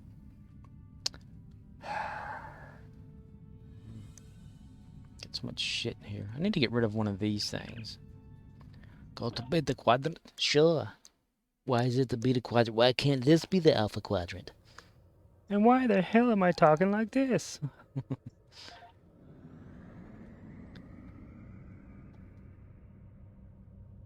Where are they? Yar, I had me some of them and they're now that again. Inner soul system. Soul right. Take it hard. Never hear anybody say take it hard. It's always take it easy. What about take it medium?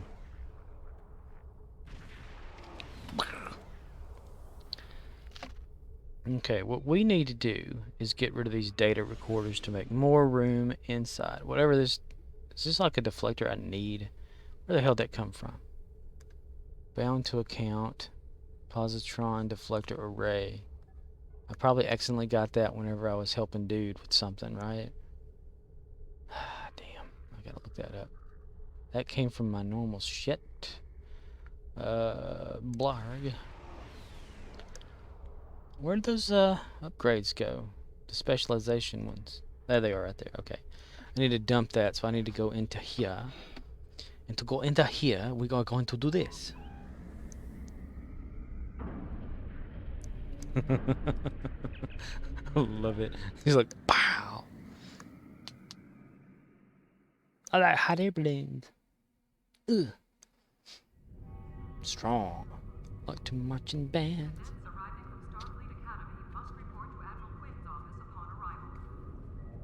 Admiral Quinn, I'm here to murder your ass. Admiral. Hello there, Admiral. Merrill. Now, there's some sparkly colors. Is that the Joker? Jack. He's serious. His name is Jack. Okay. We're going to go to Count Bank. And I do have some open slots. I got some... Okay, I can put those there.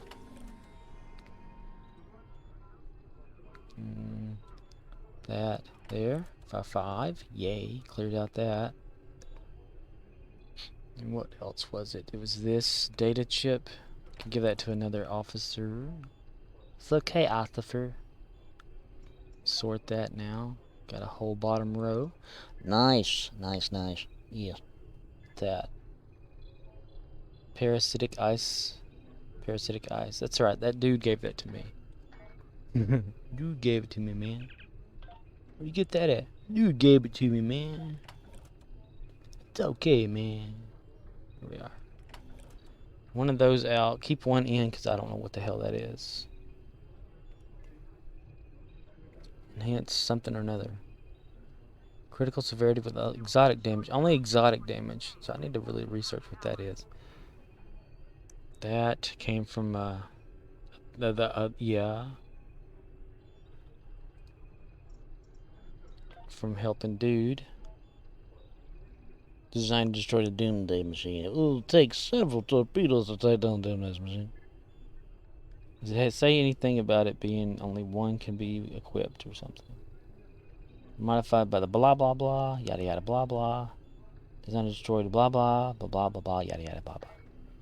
Okay, I'm thinking we probably only need one of those. So I'm going to be getting rid of... Where the hell did it go? It's a topping. Modified. That's right, that's from the box, isn't it? Bound to character. Damn it, no matter what, I'm going to have one. Did it say anything about equipping? Let's see. Design. Torpedo. Okay. Harpoon torpedo. Boing, boing, boing.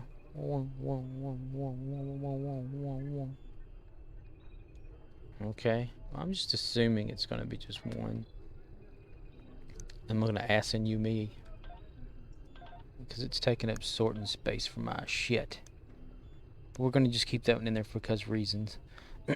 Okay. So here I don't know. Did I? Okay. I'm gonna just salvage it because I don't know what the fuck that is. Sort. That gives me more room. Nice. Okay. And you are a what? Programmable matter. I can't use that right now, so I'm gonna put that in there. All right. Oh hey, why were you standing behind me? I'm gonna stand behind you now, okay? How's that feel? Huh? I'm kidding. Okay, now what I'm gonna do, stations show. Let's see, Chavel Peckoff. No. Chavel Peckoff. Ikaru Sulu. Oh my. Hello there, Sulu. You are Sulu. Space trade, inspire ship. Training cruiser rated, which the hull capacity is gained. Torpedoes high yield pattern. Sure-footed. He's got fleet. All right. Launch 2, motion accelerator. So he runs fast for no reason. Target optics. Wow. What is his space ability? Like his super ability? Because he's gonna have one, right? He's a cadet. Alright, we're gonna commission Sulu temporarily. Rename to Hi, man. because we have Sulu right here, but not Sulu. Akira Sulu reporting for duty, sir. Oh my. Huh. I thought maybe he would have like a special or something. Because he pilots the ship, right? Let's promote. Because who's not going to promote him, right? What is Sulu anyway? Is he like a, I don't know. Oh my, oh my. Sweet baby said goodbye. Because Spock came with intelligence. Let's see. Pahvo Chekhov. Does he have any special stuff? Captain, USS Enterprise. USS Enterprise. Overwatch. Oh, say, can you see by the dawn's early light? Sir. I wonder if George Takei actually had it where they could use his likeness.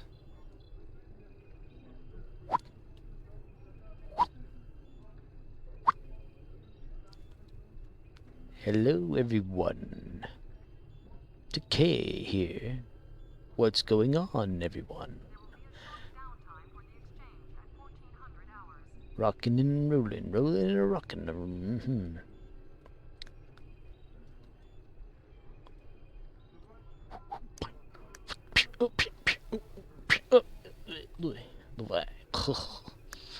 Alright. Sulu. I thought maybe he'd have some special shit. Stations on my shoulders makes me happy.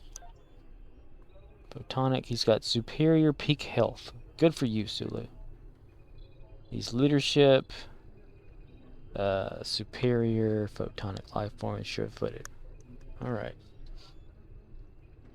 So, the dogs are awake, so I'm guessing they're going to be barking their head off for no damn reason. So this one's got leadership, best of luck. That's my version of Sulu. Teamwork. They all have teamwork, I guess. Basic creativity. Did I do anything with this officer? I got him as a commander with specialization, don't I? He's a pilot. Sulu's the pilot too, right? Isn't that what he does? How long have I been recording? 3 hours and 12 minutes. Damn. Damn.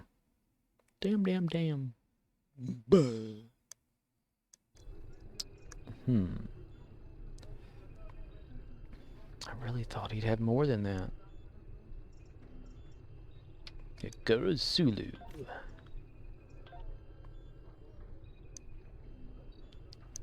Let me read.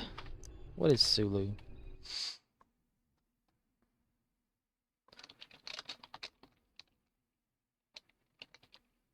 What is his rank? Lieutenant Commander. Lieutenant Commander Sulu. Sir, I'm sorry. I fell down.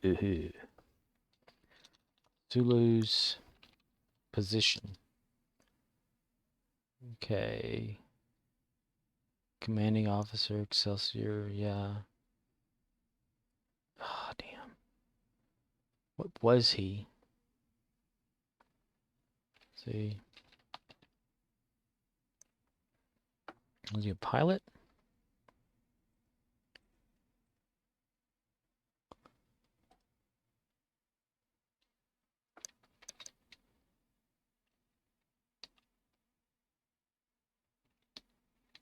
Helmsman?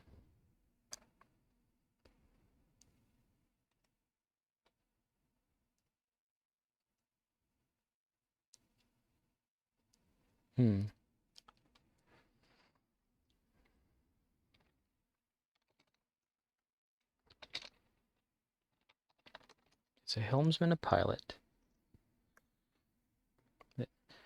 helmsman is okay. A member of the ship's crew is responsible for steering, while pilot is a person who steers the ship.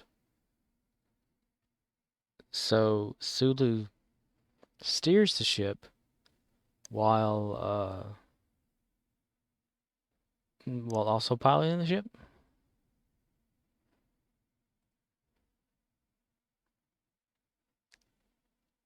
In real life, a helmsman aboard a Navy warship is just a low-ranking enlisted crewman. Huh, so Sulu's enlisted then.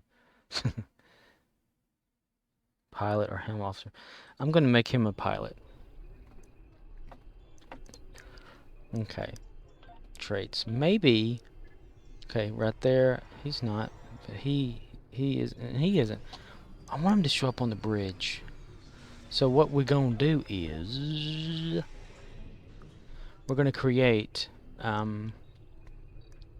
pilot specialization. Right there. I think we'll do that at a later time, or maybe off screen or something. Cause the house just woke up and I can't talk now. If I be quiet, maybe. Yeah, we'll talk real low. That way nobody hears us. We need to create that thing there. Yeah. Special projects. Officer training. Do I have a pad? I don't have a pad, do I? Yeah, I got a pad. Cool. Okay, command, miracle pilot. Huh, not much to make a pilot. Interesting. We can go to, what's his face? Okie dokie.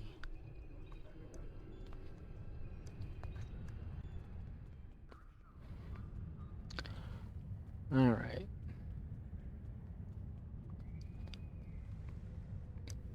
And I run.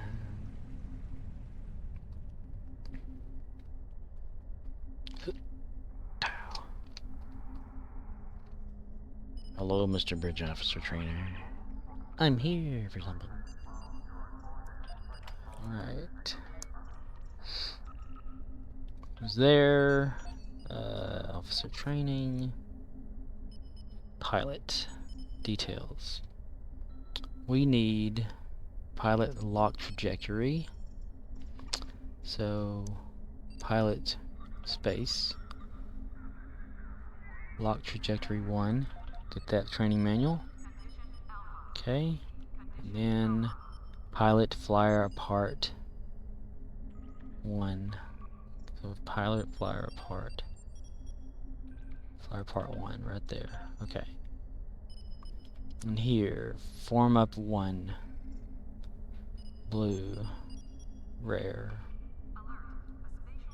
Flyer. Nope. What was it? Was it form up 1? Okay. And then last one.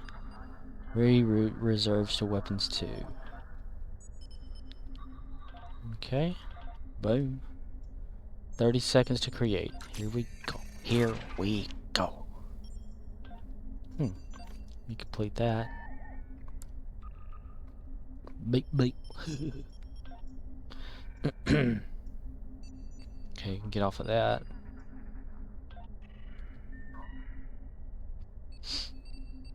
I really thought that he'd already have like a specialization. I really did. I really did. I did. I sure did.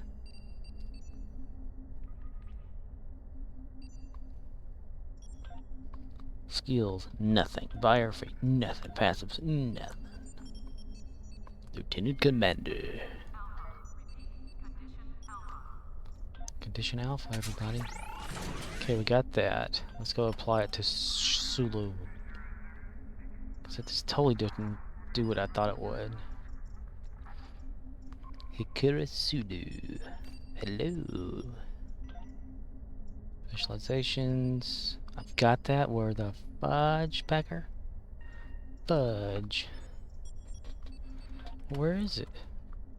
It's right there.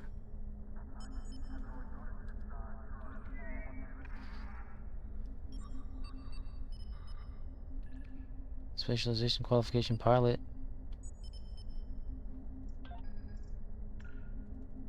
What the hell? I thought I could do that. What the fuck?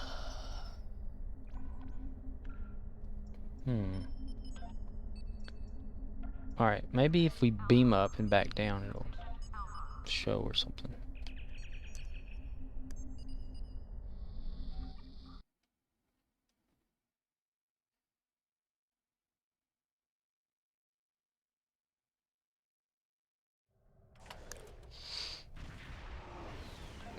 Bang! Let's see, skills, specialization. Nope. Must be promoted from. Are you serious? He has to be a commander? Stuff sucks. Whatever. Okay. He's a pilot now. Yay. Pilot abilities, not a damn thing for ground. Okay. Got some good stuff.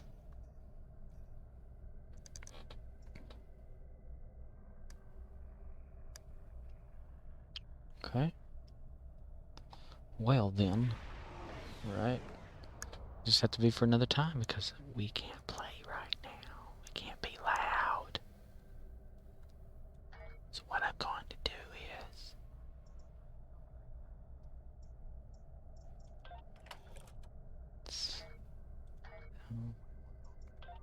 what do I want to do? I can't think.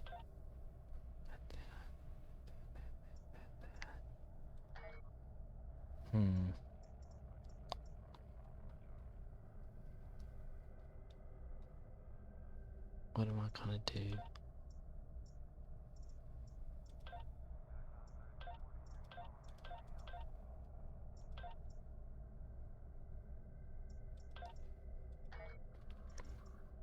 Shit.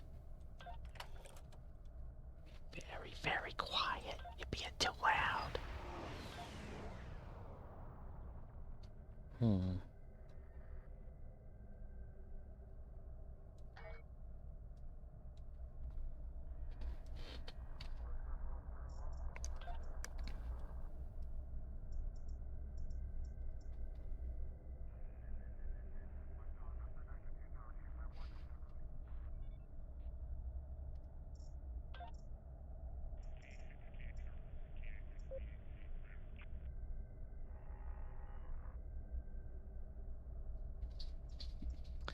Bye-bye, I guess.